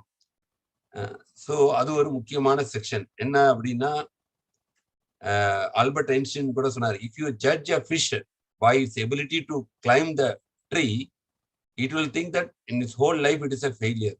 ஒரு மீனை அது எப்படி மரம் ஏறும் தகுதி அதுக்கு இருக்கு அப்படின்னு நம்ம அதை எஸ்டிமேட் பண்ணா அது ஃபெயிலியரா தான் இருக்கும். இப்ப இன்னைக்கு அதுதான் நம்மளுக்கு இயற்கையில ஒரு சுபாவம் இருக்கும். அந்த ஃபீல்ட்ல நம்ம பண்ணாதான் நம்ம எக்ஸலண்டா இருக்க முடியும். ஒரு உண்மையே பேசுறாரு, அவர் பொய்யே பேசுறாரு, அவரை கொண்டு போய் பிசினஸ் பண்ண சொன்னா 2 நாள்ல பிசினஸ் கூடிய சீக்கிரம் நஷ்டமாயிடும். ஏன்னா பிசினஸ்ல நிறைய பொய் சொல்லணும். அதே மாதிரி நிறைய பொய் சொல்லக்கூடியவர் பிராமணர் இதுல இருக்க சொன்னா அவர் நிறைய பொய் சொல்லுவாரு, சமூகத்துக்கு நல்லது பண்ண மாட்டார். அப்ப நமக்குன்னு இயற்கையா ஒரு குணம் இருக்கும். அந்த குணத்துக்கு ஏற்ற மாதிரிதான் நம்ம அந்த செயல்களை செஞ்சு அந்த செயல்களை பக்குவமா செய்யறப்ப பகவானுடைய சேவையில ஈடுபடுத்துறப்ப அதுல பக்குவம் அடைய முடியும். அதுதான் செய்யும் தொழில் திருப்தி எப்படி அடைவது. சோ வரப்போற ஸ்லைட்ல அது இன்னும் கொஞ்சம் டீட்டெயிலா சொல்லியிருப்பாரு. நாம் வளர்த்து கொண்டுள்ள குணங்களின் அடிப்படையில் நமது இயற்கை கேட்டார் போல ஒரு வேலையை தேர்வு செய்ய வேண்டும். அப்ப 18.46ல கிருஷ்ணர் என்ன சொல்றாருன்னா 18 ஏதா பிரவிற்த்தி பூதானாம் ஏன சர்வம் இதம் தத்தம் ஸ்வகர்மணாத்தம் அபியார்ச்சரா சித்திம் விந்ததி மாணவகா. யாரிடமிருந்து எல்லா உயிர் வாழிகளும் தோன்றினாரோ எல்லாமே கடவுள்கிட்ட தான் வந்தாங்க. யார் எல்லா இடங்களிலும் பரவியுள்ளாரோ அவர் தான் பிரம்மமா எல்லா இடத்துலையும் பரவி இருக்கார். அந்த இறைவனை தனது சொந்த கடமையை செய்வதால் வழிபட்டு மனிதன் பக்குவத்தை அடைய முடியும் அப்படின்றார். அப்ப நம்ம செய்யக்கூடிய செயல்களை செய்துட்டு, ஆனா இதுக்கு எல்லாம் மூலமா இருக்கிற பகவானை ப்ராப்பரா வழிபட்டுதா நம்ம செய்யக்கூடிய செயல்கள் அவருக்கு சேவையா நம்ம பண்றப்போ நாம செய்யக்கூடிய செயல்ல நம்ம பக்குவம் அடைய முடியும் அப்படின்றது பகவான் இங்க சொல்றாரு. 18.47 என்ன சொல்றாருன்னா, ஸ்ரேயான் சோதர்மோ விகுணா பரதர்மாசு அனுஷ்டிதா சுபாவ நியதம் கர்மா கூர்வன் ஆப்னோதி கில்பிஷம். மற்றவரது கடமையை ஏற்று அதனை பக்குவமாக செய்வதை விட முறையாக செய்யாவிட்டாலும் தனது சொந்த கடமையில் ஈடுபட்டிருப்பதே சிறந்தது. ஒருவன் இயற்கைக்கு ஏற்பட்ட விதிக்கப்பட்டுள்ள கடமைகளை பாவ விளைவுகளால் என்றும் பாதிக்கப்படுவதில்லை. முக்கியமான விஷயம். இப்போ உங்களுக்கு எல்லாம் அந்த ஒரு கதை தெரியும். ஒரு ஆளு ஒருத்தர் இருந்தாரு. அவர் ஒரு நாயும் ஒரு கழுதையும் அவர் வளர்த்துட்டு இருந்தாரு அப்படின்னு சொல்லுவாங்க. அப்போ ஒரு நாள் ராத்திரி திருடன் வந்தப்போ அந்த நாய் தான் அதை அலர்ட் பண்ணணும். பட் என்ன ஆகுது, அந்த கழுதை கத்துது. அந்த கழுதை கத்துறப்போ அது என்ன பண்ணுது, நாயோட வேலையை செய்ய பாக்குது. அப்ப அந்த முதலாளி என்ன பண்றாரு, எழுந்து அந்த கழுதையை நல்லா அடிச்சுட்டு தூங்குறாரு. ஏன் அந்த மாதிரி டிஸ்டர்ப் பண்றாரு. இதே நாய் குறைச்சிருந்தா என்ன பண்ணுவாங்க, ஏதோ விஷயம் யாரோ வராங்க, இன்ட்ரூடர் யாரோ வராங்கன்னு சொல்லி அலர்ட் ஆயிருக்கும். சோ ஒவ்வொருத்தருக்கும் இயற்கையா ஒரு கழுதைக்குன்னா அதுக்கு கொடுக்கப்பட்ட ஒரு சில கடமைகள் இருக்கு. அது இந்த மாதிரி கடமைகள். ஒரு வாஷர்மேன்னா அந்த துணியை தூக்கிட்டு போறதுக்கும் ஒரு லோடு தூக்கிட்டு போறதுக்கும் இருக்கும். நாயினா வீட்டை பாதுகாக்கிறது, வீட்டுக்கு நண்பனா இருக்கிறது அப்படின்ற மாதிரி மிருகங்கள்ல ஒரு எக்ஸாம்பிள். அப்ப அந்த கடமையை அப்ப மனிதர்களுக்கும் பாத்தீங்கன்னா நம்மளுடைய இயற்கைக்கு ஏற்ற மாதிரி மற்றவங்களுடைய கடமையை இப்ப அதான் நான் சொன்ன மாதிரி நான் எனக்கு நிறைய பொய் பேசுறேன். நான் பிராமணனா போய் அங்கேயும் போய் பேசணும்னா அது சரியா வரும். என்னுடைய தர்மம், என்னுடைய இயற்கைக்கு ஏற்ற மாதிரி நான் வந்து பிராமணன், என்னுடைய இயற்கையில பிராமணன் எனக்கு வந்து உண்மையை மட்டும் தான் பேச முடியும் அப்படின்ற பட்சத்துல நான் அந்த மாதிரி சாஸ்திரங்களை படிச்சு மற்றவர்களுக்கு அந்த உண்மையை எடுத்து சொல்லணும். நான் போய் பிசினஸ் பண்ண ஆரம்பிச்சேன்னா என்ன ஆகும், நான் அதுல வந்து ஃபெயிலியர் ஆயிடும். இப்போ மற்றவரது கடமையை ஏற்று அதனை பக்குவமாக செய்வதை விட முறையாக செய்யாவிட்டாலும் தனது சொந்த கடமையில் ஈடுபட்டிருப்பதே சிறந்தது. அது ஒன்று. அது இயற்கையா சொல்லுவாங்களே, நமக்குன்னு ஒரு சொல்லுவாங்க, நமக்குன்னு ஒரு சில கேப்பபிலிட்டி இருக்கும். அதை என்னன்னு கண்டுபிடிப்போம். பௌதிகத்திலே சொல்லிக் கொடுப்பாங்க ஸ்கூல்ல. எல்லாருக்கும் கடவுள் ஒரு சில விஷயங்களை கொடுத்திருப்பாரு. ஒரு சில ஸ்ட்ரென்த்தை கொடுத்திருப்போம். அதை நம்ம ஐடென்டிஃபை பண்ணி அதை நம்ம நல்லா டெவலப் பண்ணா லைஃப்ல நல்லா ஷைன் பண்ணலாம் அப்படின்னா. மத்தவங்கள பார்த்து இமிடேட் பண்ணக்கூடாது. மத்தவங்கள பார்த்து இமிடேட் பண்ணா மோஸ்ட்லி ஃபெயிலியர் ஆக முடியும். அதுதான் பகவான் இங்க சொல்றாரு. மத்தவங்கள பார்த்து இமிடேட் பண்ணாதீங்க. உங்களுக்கும் சொந்தமா சில உங்களுக்கும் சில ஒரு கேப்பபிலிட்டி ஸ்கில் இயற்கையா பகவான் நமக்கு கொடுத்திருப்பாரு. நம்மளுடைய குணத்துக்கு ஏற்படையது. அந்த கடமையை வந்து நல்லபடியா சிறப்பா செய்யணும். அத பகவானுடைய சேவைகளுக்காகவும் பகவானுடைய திருப்திக்காகவும் அந்த கடமையை செய்யறப்ப ஒருவனது இயற்கைக்கு ஏற்ப ஏற்பட்ட விதிக்கப்பட்டுள்ள கடமைகள் பாவ வேலைகளால் இன்றும் பாதிக்கப்படுகிறது. அப்படி பண்றப்ப சத்திரியன்னா அவன் போர்ல சண்டை போட்டுட்டு எல்லாரையும் கொண்டான்னா அவனுக்கு பாவ விளைவுகள் வராது. இதே பிராமணன் அப்படி போய் பண்ண முடியாது. அவனுக்கு பாவ விளைவுகள் வரும். ஏன்னா அவனுடைய விதிக்கப்பட்ட கடமை சண்டை போடுறது கிடையாது. சோ சத்திரியனுக்குன்னா ஒண்ணு, பிராமணனுக்குன்னா அப்போ என்னென்ன அவங்களுடைய கடமைகள் சொல்லி 18ஆவது சாப்டர்ல வந்து கிளியரா வந்து பகவான் சொல்லியிருக்கிறாரு. என்னன்னா அவங்களுடைய குணங்கள் எப்படி இருக்கும், அவங்க எப்படி வழி இது பண்ணுவாங்க அப்படின்னு சொல்லியிருக்காரு. அப்பதான் இந்த கோட் நான் சொன்னா பாத்தீங்கன்னா, ஆல்பர்ட் ஐன்ஸ்டைன் இமிட்டேட் பண்ணக்கூடாது.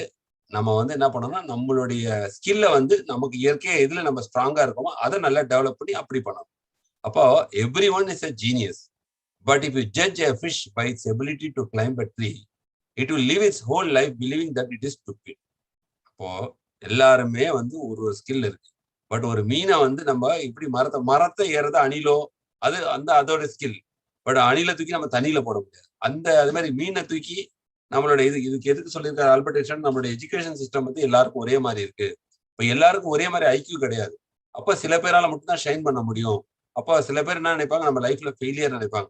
பட் ஆனா அந்த மாதிரி ஃபெயிலியர் ஆனவங்க தான் இன்னைக்கு பாத்தீங்கன்னா ஸ்டீவ் ஜாப்ஸோ மைக்ரோசாஃப்ட் பில் கேட்ஸோ பாத்தீங்கன்னா அவங்க எல்லாம் அகாடமிக் எஜுகேஷன்ல எதுவுமே சக்சஸ் ஆக முடியாம ஆனா இன்னைக்கு வந்து உலகத்தே பிசினஸ்ல நம்பர் 1 இருக்காங்கன்னா காரணம் அவங்களுடைய கேப்பபிலிட்டி, அவங்களுடைய இது வந்து வேற. அதை வந்து நம்ம மெட்டீரியல் இதுவோட நம்ம இது பண்ணிட்டு ஐயோ இவங்க காலேஜ் டிராப் அவுட் ஆயிட்டாங்க அப்படின்னா இவங்க முட்டாள்கள் இது பண்ண முடியாது. அதுதான் இங்க சொல்ல வருது. It will leave it's whole life believing that it is a stupid. Albert Einstein. அப்ப நாம் அனைவருக்குமே தனித்தன்மையுடன் பிறந்தோம். நமக்குன்னு ஒரு சில தனித்தன்மை இருக்கு. யாரையும் நகல் செய்ய முயற்சிக்காது. இமிட்டேட் பண்ண அவரை மாதிரி நம்ம காப்பி அடிச்சு பண்ணணும்ன்றப்ப நம்ம ஃபெயிலியர் ஆயிடும். உண்மையை அழகானது. நம்ம வந்து எதுல நமக்கு உண்மையான அந்த இது இருக்கோ அதை பகவானுடைய சேவையிலையும் அதை நல்ல திறம்பட செய்து அதை திறம்பட செய்ய முடியலனாலும் பகவானுடைய திருப்தி பண்றப்ப அதை பகவான் ஏற்றுக்கிறார். அதனால எந்தவித பாவ விளைவுகளும் வராது அப்படின்றத வந்து நம்ம புரிஞ்சுக்கணும். அதேதான் இங்கே இருக்குன்னு நினைக்கிறேன். அப்போ ஸ்லோகம் பரமனை அடைதல் ஸ்லோகம் 18.55 என்ன சொல்றாருன்னா, பக்தியா மாம் அபிஜானாதி யாவான் யாச்சாஸ்மி தத்துவத்தஹ தத்தோ மாம் தத்துவத்தோ ஞாத்வா விஷத்தே தத் அனந்தரம். அப்படின்னா இத கிளியரா வேர்டு வருது பாருங்க. நம்ம வந்து பக்தி யோகான்னு சொல்றாங்க. நம்ம வந்து சொல்றோம் இஸ்கான்ல தான் பக்தி பத்தி பிரதானமா சொல்றாங்க. பகவான் வந்து ஞான யோகத்தை பத்தி சொல்லியிருக்காரு, கர்ம யோகத்தை பத்தி சொல்லியிருக்கிறாரு. ஆனா இவங்க பக்தின்னு திருப்பி பக்தியை ஸ்ட்ரெஸ் பண்றாங்க அப்படின்றது கிடையாது. பரமனை அடைதல்னா பகவானை அடையறதுக்கு இந்த ஸ்லோகம் பகவான் சொல்லியிருக்கிறார் 18.55 பக்தியானா பக்தி பண்றவங்க. மாம் அபிஜானாதி பக்தி பண்றவங்களா மட்டும்தான் என்ன உண்மையா புரிஞ்சுக்க முடியும். யாவான் யாச்சாஸ்மி தத்துவத்தான உண்மையை உள்ளவாறு புரிஞ்சுக்கிறது யாருன்னா பக்தர்களால மட்டும்தான் புரிஞ்சுக்க முடியும். தத்தோமாம் தத்துவத்தோ ஞாத்வா விஷத்தே தத் அனந்தரம்னா பக்தி தொண்டால் மட்டுமே என்னை முழுமுதற் கடவுளாக உள்ளபடி ஆஸ் இட் இஸ். மத்தவன் ஞானமோ கர்மமோ பார்த்தா ஞான யோகத்துல போனா பகவானா தெரிஞ்சுக்க முடியாது. ஞான யோகத்துல போனா பகவானுடைய அருவத்தன்மை, அவருடைய உருவம் இல்லாத தன்மையை தான் புரிஞ்சுக்கணும். அதனாலதான் ஞான யோகிகள் சொல்றாங்க பகவானுக்கு உருவம் கிடையாது, நீங்க தான் அதுக்கு உருவம் கொடுக்குறீங்கன்றாங்க. அதே வந்து பாத்தீங்கன்னா கர்மயோகிகள்னா சொல்றாங்க எல்லாருக்கும் நீங்க வந்து நார்மலா வந்து செயல்களை செய்து நம்ம வந்து எல்லாருக்கும் நல்லது செய்யணும், அதுதான் பகவானை திருப்திப்படுத்துறதுன்றாங்க. அப்போ தியான யோகிகள் சொல்றாங்க பரமாத்மா ரூபத்தை பார்க்கலாம். ஆனா உண்மையா பகவான் வந்து ஆசிட்டிஸ் பாக்குறது யாருன்னு கேட்டீங்கன்னா, பக்தி தொண்டால் மட்டுமே என்னை முழுமுதற் கடவுளாக உள்ளது உள்ளபடி, அதுதான் வந்து ஆசிட்டிஸ் அறிந்து கொள்ள முடியும். என்னை பற்றிய முழுமையான உணர்வை அத்தகு பக்தியினால் அடையும் போது இறைவனின் திருநாட்டிற்குள் நுழைய முடியும். கிங்டம் ஆஃப் காட், பக்தியால மட்டும்தான் அந்த கிங்டம் ஆஃப் காடுக்குள்ள நுழைய முடியும்னு சொல்லி கிளியரா கன்க்ளூஷனை கொடுத்துட்டாரு. பக்தியா மாம் அபிஜானாதி யாவான் யாஸ்மி தத்துவத்தா தத்தோ மாம் தத்துவத்தோ ஞாத்வா விஷத்தே தத் அனந்தரம். வாழ்க்கைக்கான பாடம் நித்தியமான அமைதியான ஆனந்தமான அந்த அற்புத இடத்துக்கு செல்லும் வழி பக்தி யோகமே. அப்போ ஆன்மீக உலகம், பௌதிக உலகம், ஆன்மீக உலகத்துக்கு நுழையறதுக்கு விசா என்னன்னு கேட்டீங்கன்னா பக்தி. ஞானமோ கர்மமோ எடுத்துக்கிட்டா நம்ம வந்து பௌதிக உலகத்துல இருந்து வெளியில போயிடலாம். ஆனா இடைப்பட்ட பௌதிக உலகத்துக்கும் ஆன்மீக உலகத்துக்கும் இடைப்பட்ட இடம் பேரு பிரம்மஜோதின்னு பேரு. அந்த இடத்து வரைக்கும் தான் போக முடியும். பிறப்பு ஏற்பட்ட சுழற்சியில இருந்து வெளியில போனாலும் ஆன்மீக உலகத்துக்குள்ள உள்ள போறதுக்கான விசா, ஒரு நாட்டோடைய பார்டருக்கு போயிட்டோம், நம்ம கிட்ட பாஸ்போர்ட் இருக்கு. பட் ஆனா என்ன, நமக்கு விசா இருந்தாதான் அந்த நாட்டுக்குள்ள போகும், இல்லைன்னா உள்ள விட மாட்டாங்க. அந்த விசா, அந்த ஆன்மீக உலகத்துக்குள்ள போகக்கூடிய விசா வந்து பக்தி யோகம். அப்போ நித்தியமான அமைதியான ஆனந்தமயமான அந்த அற்புத இடத்துக்கு செல்லும் வழி பக்தி யோகமே சொல்லி 3வது ஸ்லோகத்தில் தத் விஷத்தே அனந்தரம், அப்பதான் இறைவனின் திருநாட்டிற்குள் நுழைய முடியும்னு சொல்லி இங்க கன்க்ளூஷன் 18.55. அப்போ 4வது செக்ஷனுக்கு வந்துட்டோம். அப்போ இது போறதுக்கான என்னன்னா, இந்த பக்தினா பகவான் மேல அன்பு செலுத்தணும், அன்பை வளர்த்துக்கணும். எப்படி வளர்த்துக்கிறது? எப்படி ஸ்கூல்ல சின்ன வயசுல நம்ம எந்த ஒரு ஹீரோ மேலேயும் தனிப்பட்ட அன்பு கிடையாது. ஆனா என்ன, காலேஜ்ல ஃப்ரெண்ட்ஸ் கூட சேர்ந்து அந்த போஸ்டர் வால்ல ஒட்டி அவங்கள டெய்லி பார்த்துட்டு அவங்க படம் வந்தா உடனே ரிலீஸ் ஆனா முதல் ஷோ போய் அந்த ஒரு ஹீரோ மேல நம்ம தனிப்பட்ட ஒரு பிரீத்தியை வளர்த்துக்கலாம். இப்போ பாத்தீங்கன்னா அந்தந்த நடிகருக்கு ஒரு நடிகர் சங்கம் வெறித்தனமா இருக்கிறாங்க. சொசையா ஃபார்ம் பண்ணி அவங்க படம் வந்தா இது பண்றது, பேனர் ஒட்டுறது, அவங்க இத்தனைக்கும் அதனால எந்த பிரதிபலனும் பார்க்காம செய்யறாங்கன்னா, ஒரு பௌதிக ஆளுக்கே இவ்வளவுனா பகவானுக்கு அன்பு செலுத்த வளர்த்துக்கிறதுன்றது கடினமான விஷயம் கிடையாது. எப்படி நம்ம பௌதிக விஷயங்கள்ல நாட்டமா இருக்கிறோமோ அதே மாதிரி ஆன்மீக விஷயங்கள்ல தொடர்ந்து நம்ம நாட்டமா இருக்கிறப்ப பகவான் மேல ஒரு அன்பு தண்ணீர் ஊற்றுறது போல சிரவணம் கீர்த்தனம், தினமும் பகவானை பத்தி கேட்கறது, பகவானை பத்தி கொஞ்சம் பேசுறது, கொஞ்சம் கொஞ்சமா கூட அது என்ன பண்ண நாளடைவுல பகவானுக்கு மேல அந்த பக்தி அல்ல அன்பு வந்து படிப்படியா அந்த செடி எப்படி தண்ணி ஊத்துனீங்கன்னா வளருதோ அந்த மாதிரி நமக்கு வளர ஆரம்பிக்கும் இயற்கையாக. ரொம்ப கடினப்படணும்னு அவசியம் கிடையாது. இதுதான் ஃபார்முலா. பகவானுக்கான அன்பு நம்பிக்கையின் ஒரு துளி, கிருஷ்ணரிடம் சரணடைதல். ஏன்னா சரணடைதல் பத்தி பகவான் ரொம்ப கிளியரா இதுல சொல்றாரு. ஒரு முக்கியமான ஸ்லோகம் இருக்கு. அப்போ நம்பிக்கையின் ஒரு துளி அப்படின்னா நம்மளுடைய நம்பிக்கை வேணும். ஏன்னா நம்ம கடவுளை பார்த்தது கிடையாது. நம்மளாம் சாஸ்திரம் மூலமா தான் கிருஷ்ணர் பகவான் சொல்லி மத்தா பரத்திரம் ஞான கிஞ்சிதஸ்தி தனஞ்சயா அப்படின்றாரு. அதாவது என்னை விட ஒரு உயர்ந்த உண்மை ஒண்ணும் இல்லைன்றார். சோ அதை நான் நம்பி ஆச்சாரியர்கள் வழி நடத்தினபடி நம்ம வந்து பகவானை அந்த நம்பிக்கையோட நம்ம ஃபாலோ பண்றோம், சாண்டிங் பண்றோம். கிருஷ்ணரை சார்ந்திருங்கள், பகவானை என்ன ப்ரொடெக்ட் பண்ணுவான்ற நம்பிக்கை இருக்கும்.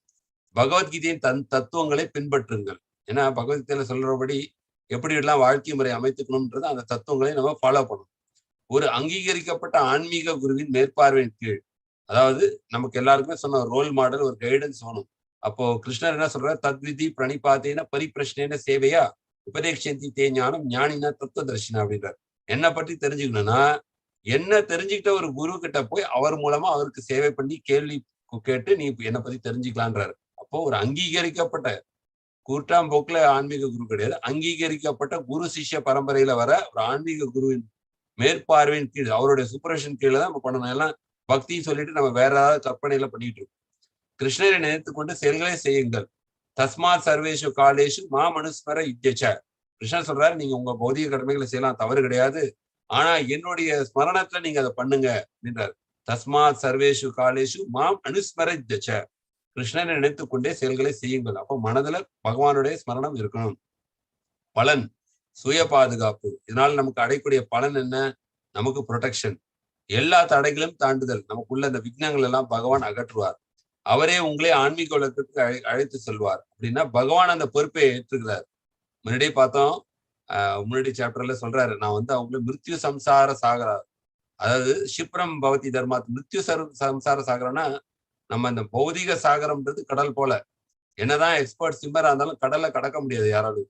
அப்ப அந்த பௌதிக சாகரத்துல பகவான் வந்து நம்மளை அவருடைய ஆன்மீக உலகத்துக்கு கொண்டு செல்வார். இது நம்பிக்கை ஸ்ட்ராங்கா இருக்கும். நம்பிக்கை ஸ்ட்ராங்கா இருந்தா செயல்கள்ல வந்து உறுதியா செய்ய முடியும். நம்பிக்கை வந்து மதில் மேல உள்ள பூனை போல இருந்தா நமக்கூட செயல்களுடைய பலன்கள் நமக்கு கிடைக்காது.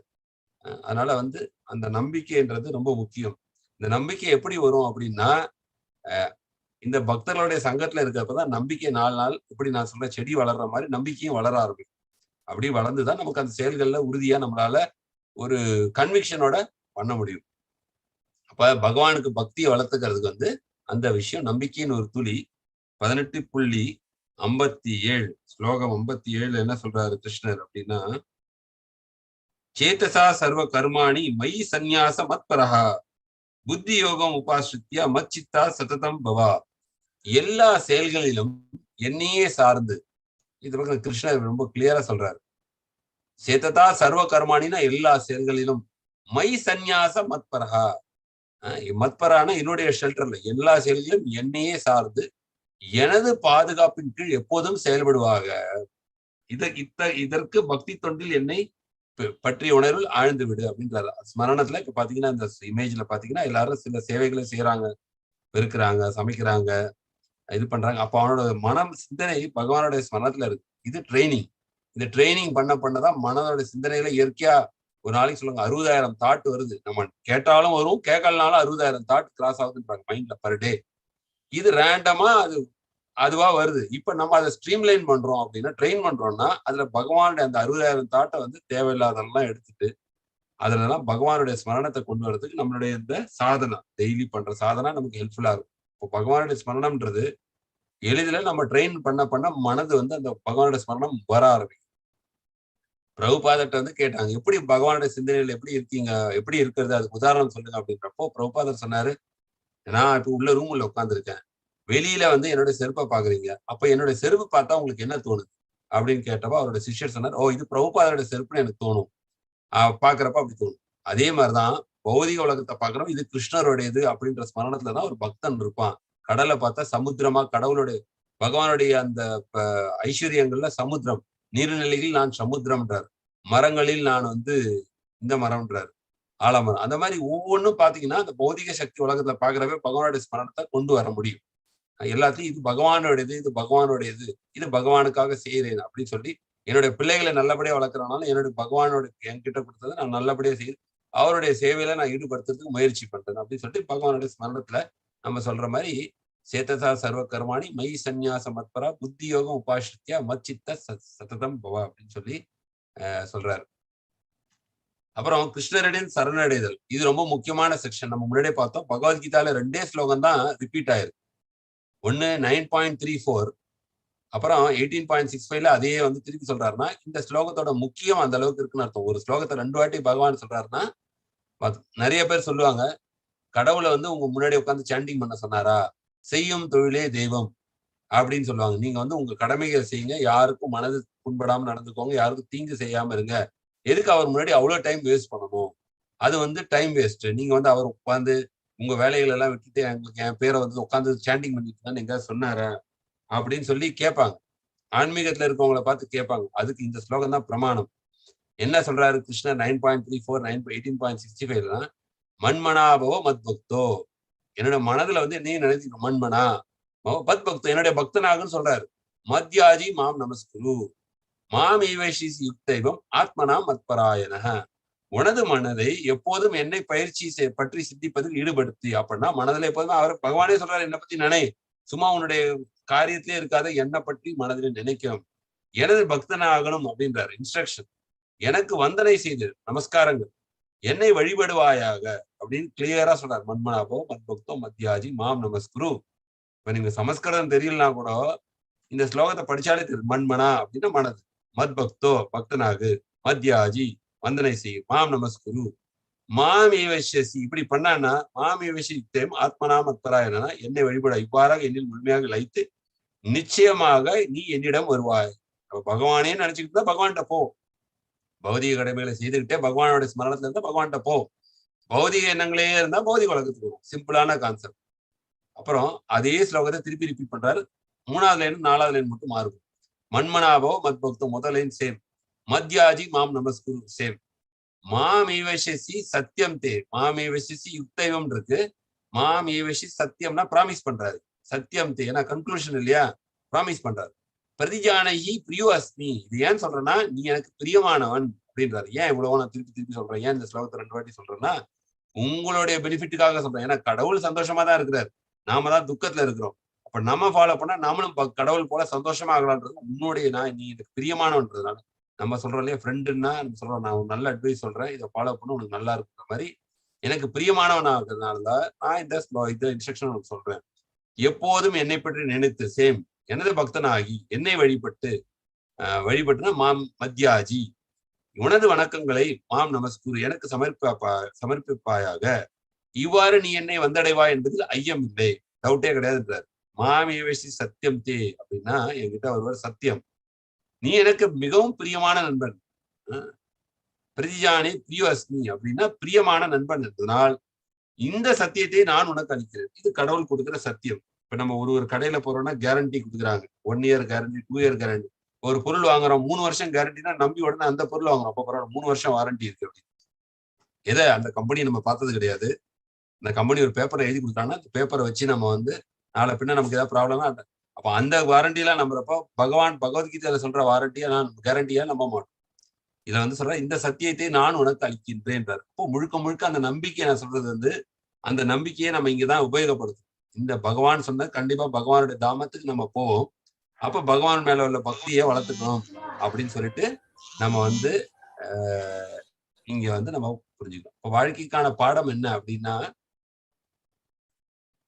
நமது உயிருக்கு உயிரான பகவானின் இந்த நம்பிக்கையை அளிக்கும் அழைப்புக்கு நாம் கவனமும் விழிப்பும் கொண்டிருப்போம். இப்ப இதான் கேரண்டி பகவான் இதுல கொடுக்கிறாரு கன்க்ளூஷன்ல.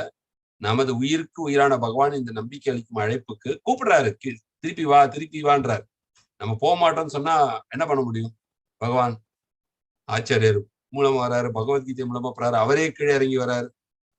சோ நம்பிக்கை அளிக்கும் அழைப்புக்கு நாம் கவனமும் விழிப்பும் கொண்டிருப்போம். அவர் அழைக்கிறார், கடவுள் கூப்பிடுறாரு. எத்கத்வானா நிவர்த்தத்தை தத்தாமம் பரமமா, என்னோட பக்தனாய் என்கிட்ட வந்துட்டார், அவர் அழைக்கிறார். 2 ஸ்லோகம் பார்த்தோம், கூப்பிடுறாரு. அவர் காத்திருக்கிறார். அழைச்ச பிறகு என்ன பண்ணுவாங்க?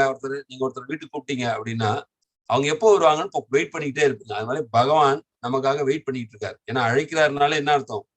வெயிட் பண்ணுவாருன்னு அர்த்தம். நம்ம போற வரைக்கும் அவர் வெயிட் பண்ணி தான் இருக்கும். அதே மாதிரி அவர் உறுதி அளிக்கிறார், நீ வந்துனா திருப்பி இங்க வந்தனா எத்கத்வானா நிவர்த்தத்தை தத்தாம, திருப்பி வந்தா திருப்பி பௌதிக உலகத்துக்கு போக மாட்டேன் அப்படின்னு சொல்றாரு. நாம் இப்போது அதற்கு பதிலளிப்போம். இப்ப இதெல்லாம் கொடுத்திருக்காரு. நம்மளுடைய ரெஸ்பான்ஸ் என்ன? இப்ப இந்த ஞானம் நமக்கு கிடைச்சிருக்கு. ஞானம்ன்றது தியரி, மெடிசினை வாங்கி ஃப்ரிட்ஜில் வச்சிருக்கு. இதை நீங்க அப்ளை பண்ணா என்ன ஆகும்? விஞ்ஞானமா மாறும், ரியலைஸ்டு நாலேஜா மாறும். இதுதான் முக்கியமான ஸ்லோகம், சரணாகதி ஸ்லோகம் சொல்லுவாங்க. பகவத்கீதாவுடைய கன்க்ளூஷன் இந்த சரணாகதி ஸ்லோகம். ராமானுஜர் இந்த ஸ்லோகத்தை பத்தி புரிஞ்சுக்கிறதுக்கு ஏகப்பட்ட வாட்டி அவர் குரு கிட்ட நடந்ததா சொல்லுவாங்க. இந்த ஸ்லோகம் தான் பகவத்கீதாவோட சரணாகதி ஸ்லோகம்.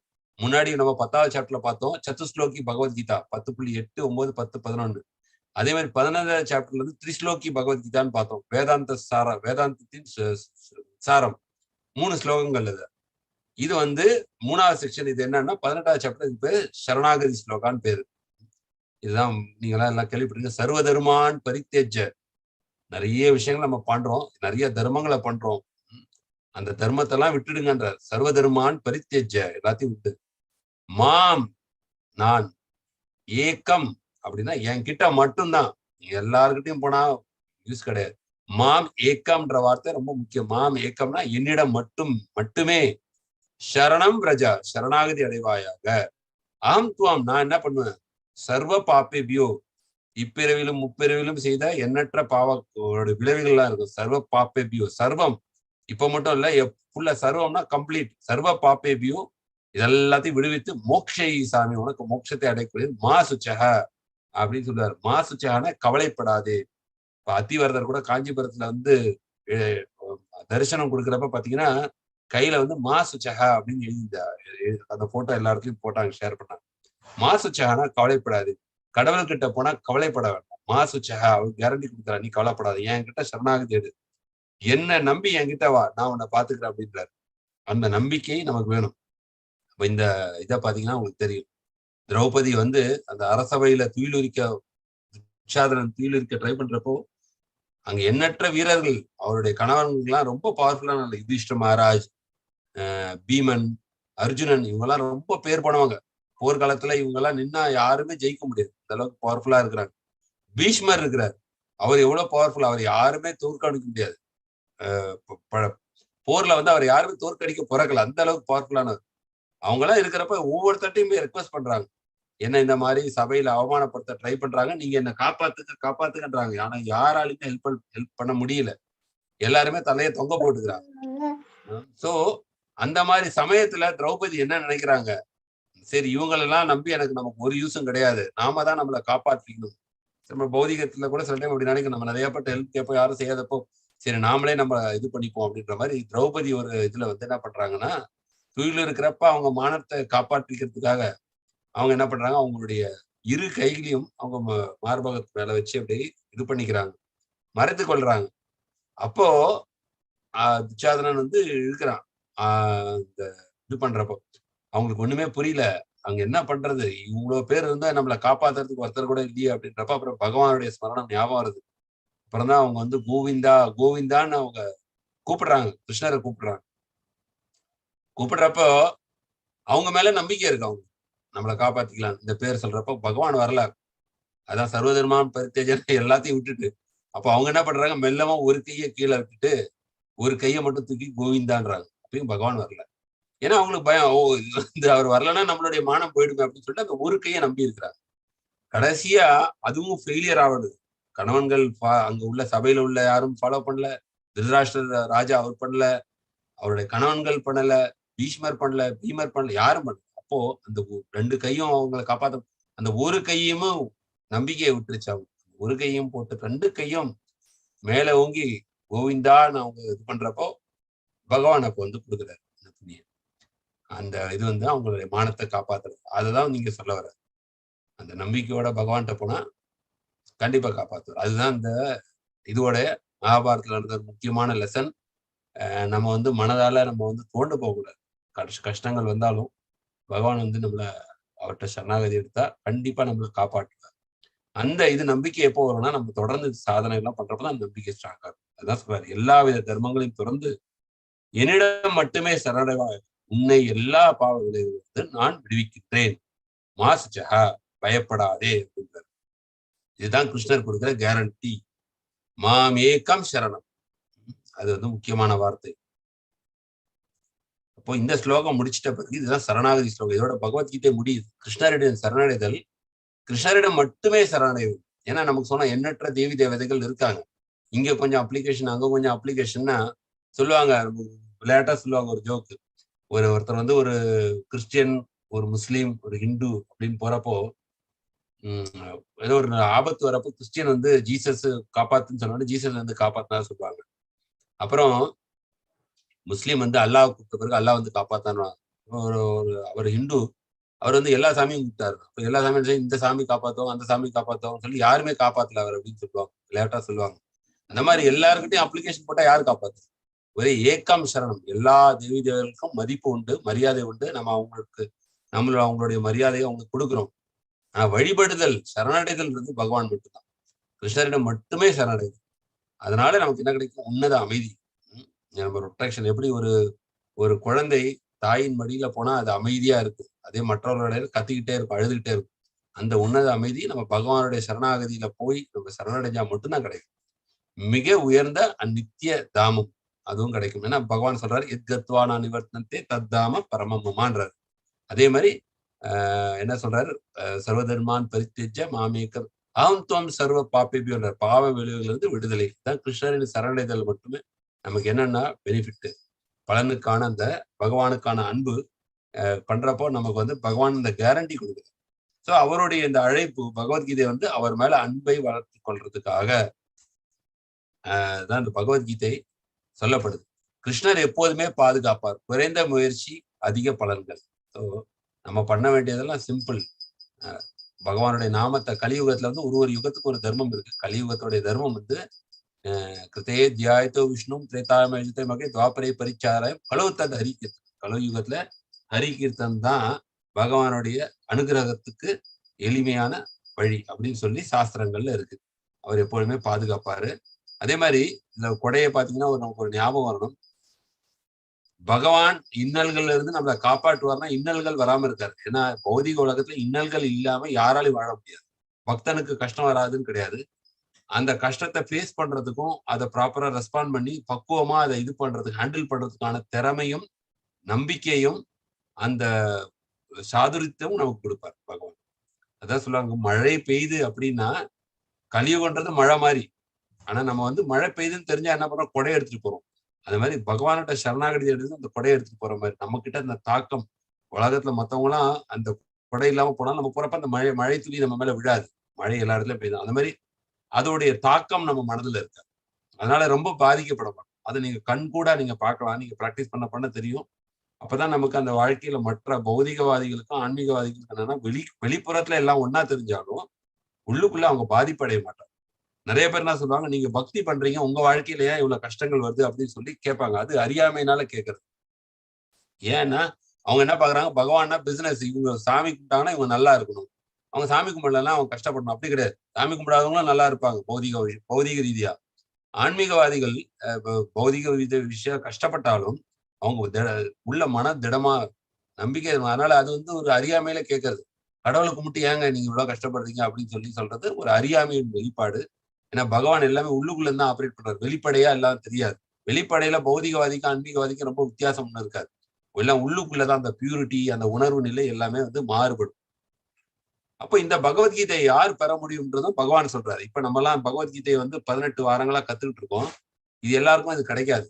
இது யார் பெற முடியும்னா இதுக்குன்னு ஒரு சில தகுதிகள் வேணும். ஒரு கம்பெனிக்கு போனோம்னா ஒரு சில தகுதி இருந்தாலும் அந்த கம்பெனியில எடுக்கிறோம். இது வந்து உன்னத ஞானம். உன்னத ஞானம் எல்லாருக்கும் கிடைக்கும் கிடைக்காது, கிடைச்சாலும் புரியவும் புரியாது. அப்ப இது யார் பெற முடியும்னு சொல்லி ஒரு ஸ்லோகத்துல ஸ்பெசிபிக்காக சொல்றாரு. இந்த ஞானத்தை விநியோகிப்பவர் யார், இதை படிப்பவர் யார், நம்பிக்கையுடன் கேட்பவர் யார், இதோடைய உன்னத மங்களம் என்ன அப்படின்னு சொல்லி சொல்றாரு. யார் பெற முடியும் அப்படின்னா பகவத்கீதையை பக்தர்களால மட்டும்தான் பெற முடியும். பக்தர் இல்ல பக்தியில ஈடுபாடு உள்ளவங்களால மட்டும்தான் பெற முடியும். இப்ப நம்ம கூட இவ்வளவு தேவி தேவதைகளுக்கு எல்லாம் பக்தி பண்றோம் அப்படின்னா என்ன அர்த்தம்னா, அந்த பக்தி வந்து ஒரு ட்ரைனிங். கடைசியா பகவான் கிட்ட வரவே இந்த பக்தி வரணுன்றதுக்காக அடிப்படையில இந்த தேவி தேவதைகளுக்கு ட்ரைனிங் கொடுத்துதான் இங்க கொண்டு வர்றாரு பகவான். அப்போ கிராஜுவலா LKG, UKG, first standard, second standard வர மாதிரி இந்த தேவி தேவதைகள்லாம் நம்ம பூஜை பண்றோம்னா அதெல்லாம் வந்து ஒரு லெவல் ஆஃப் கான்சியஸ்னஸ். அதுக்கப்புறம் ஃபைனலா நம்ம 10th, 11th, 12th காலேஜ் வரணும். அப்ப அந்த மாதிரி இந்த பக்தியை கடைசியா பகவான் கிட்ட வந்து கொடுக்கணும். அது வந்து ரொம்ப முக்கியம். அதனால நமக்கு கீழே உள்ளவங்கள இப்போ ஒருத்தவங்க தேவி தேவதைகளை கும்பிடுறாங்கன்னா அவங்கள எழுந்து சொல்லக்கூடாது. அவங்க ஒரு லெவல்ல இருக்கிறாங்க. பட் அவங்களும் பக்குவம் அடையிறப்ப பகவானோட கிட்ட வந்து சரணாகதி அடைஞ்சிருவாங்க. நம்ம வந்து சொல்லக்கூடாது, ஐயோ நான் 3rd ஸ்டாண்டர்ட் படிச்சு நான் அசிங்கப்படும். அதுவும் ஒரு லெவல். அந்த லெவலை கிராஸ் பண்ணி தான் 4th வர முடியும். 4th லெவலை கிராஸ் பண்ணி தான் 5th. ஸோ இந்த படிப்படியான முன்னேற்றம் தான் ஆன்மீக முன்னேற்றம். அதுல ஒரு ஆத்மா ஒரு லெவல்ல இருக்கும். போன பிறவியிலே பல லெவலை கடந்த ஆத்மாக்கள் இந்த பிறவியில எடுத்த உடனே ஆன்மீகத்தை தீவிரமா எடுப்பாங்க. ஆன்மீகத்துல இல்லாதவங்க பாத்தீங்கன்னா இந்த உலகத்துல 70, 80 வயசானாலும் கடவுளை கும்பிடுறத பத்தி ஒரு நாட்டமும் இருக்காது, அதை பத்தி ஒரு இன்ட்ரெஸ்ட் இருக்காதுன்றப்போ இவங்களுக்கு இன்னும் பற்பல பிறவைகள் தேவைப்படும் அர்த்தம் பகவான் கிட்ட வர்றதுக்கு. இந்த பகவத்கீதை யார் பெற முடியும்னா பக்தர்களால தான் பெற முடியும். இப்போ உங்களுக்கும் அந்த எலிஜிபிலிட்டி இருக்கதான் பகவான் பல ரூபங்களை உங்களை அழைத்து கொண்டு வந்து இந்த பகவத்கீதையை கேட்க வச்சிருக்கிறாருன்னா நீங்க அந்த லெவல்ல ஆல்மோஸ்ட் ரெடியா இருக்கிறதா ஞானத்தை உங்கள்கிட்ட கொடுத்துருக்கிறாரு. அதை நீங்க விஞ்ஞானமா மாத்தும். விஞ்ஞானம்னா தியரியா இருக்கிறது வந்து பிராக்டிக்கலா மாத்தும். கெமிஸ்ட்ரியில தியரி இருக்கு, இந்த ஆசிட மாத்திரம்னா இந்த ஆசிட் வரும். அதை போய் லெபார்டரியில டெஸ்ட் பண்ணி பார்த்தாதான் அது நமக்கு தெரியும். அப்போ அந்த ஞானம்ன்றது தியரிட்டிக்கல் நாலேஜ். அதை நம்ம வாழ்க்கையில அப்ளை பண்றப்பதான் உண்மையா பகவான் நம்மளை எப்படி காப்பாத்துறாருன்றது விஞ்ஞானம், உணர்வுபூர்வமான இது வரும்.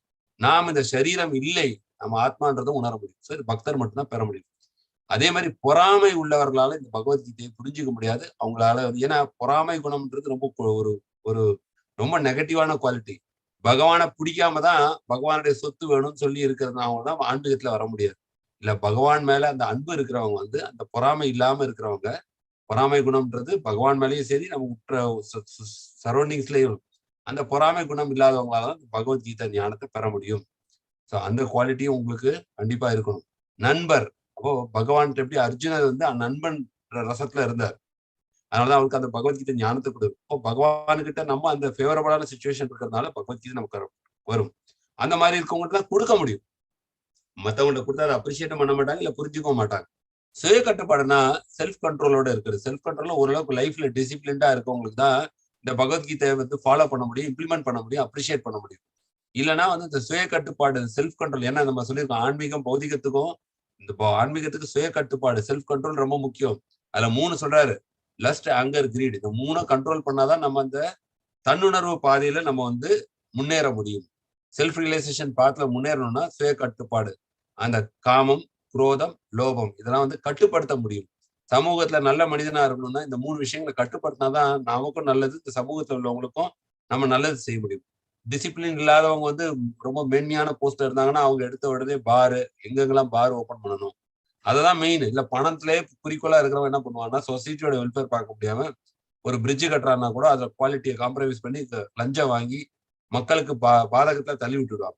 இப்ப சுய கட்டுப்பாடு உள்ளவர்களாலதான் மக்களுக்கு நல்லது செய்யும். ஒரு லீடர் அப்படின்னா சுய கட்டுப்பாடு உள்ள லீடரால தான் மக்களுக்கு நல்லது செய்ய முடியும். சுய கட்டுப்பாடு இல்லாதவர்கள் கண்டிப்பா மக்களுக்கு வந்து உபாதைகளை தான் கொடுப்பாங்க, கஷ்டங்களை கொடுப்பாங்க. அப்ப அந்த சுய கட்டுப்பாடு ஆன்மீகத்துக்கு ரொம்ப முக்கியம் அப்படின்னு சொல்லி சொல்றது. 18.68 ஏ இதம் பரமம் குஹ்யம். இந்த பகவத்கீதை நாலேஜ் வந்து ஓப்பன் சீக்ரெட். இந்த புக்கா இருக்கு, பட் ஆனாலும் இது சீக்ரெட் தான். ஏ இதம் பரமம் குஹ்யம்னா இது சீக்ரெட்னு அர்த்தம், சீக்ரெட். மத் பக்தேஷி 18.68 ஏ இதம் பரமம் குஹ்யம் மத் பக்தேஷி அபிதாஷ்யதி பக்தி மயி பரம் தத்வா மாம் ஏவஷ்யதி அசம்சயா. இந்த பரம ரகசியத்தை எனது பக்தர்களிடம் விளப்புவது தூய பக்தி தொண்டு உறுதிப்படுத்துவதோடு அவன் இறுதியில் நிச்சயமாக என்னிடம் திரும்பி வருகின்றான்.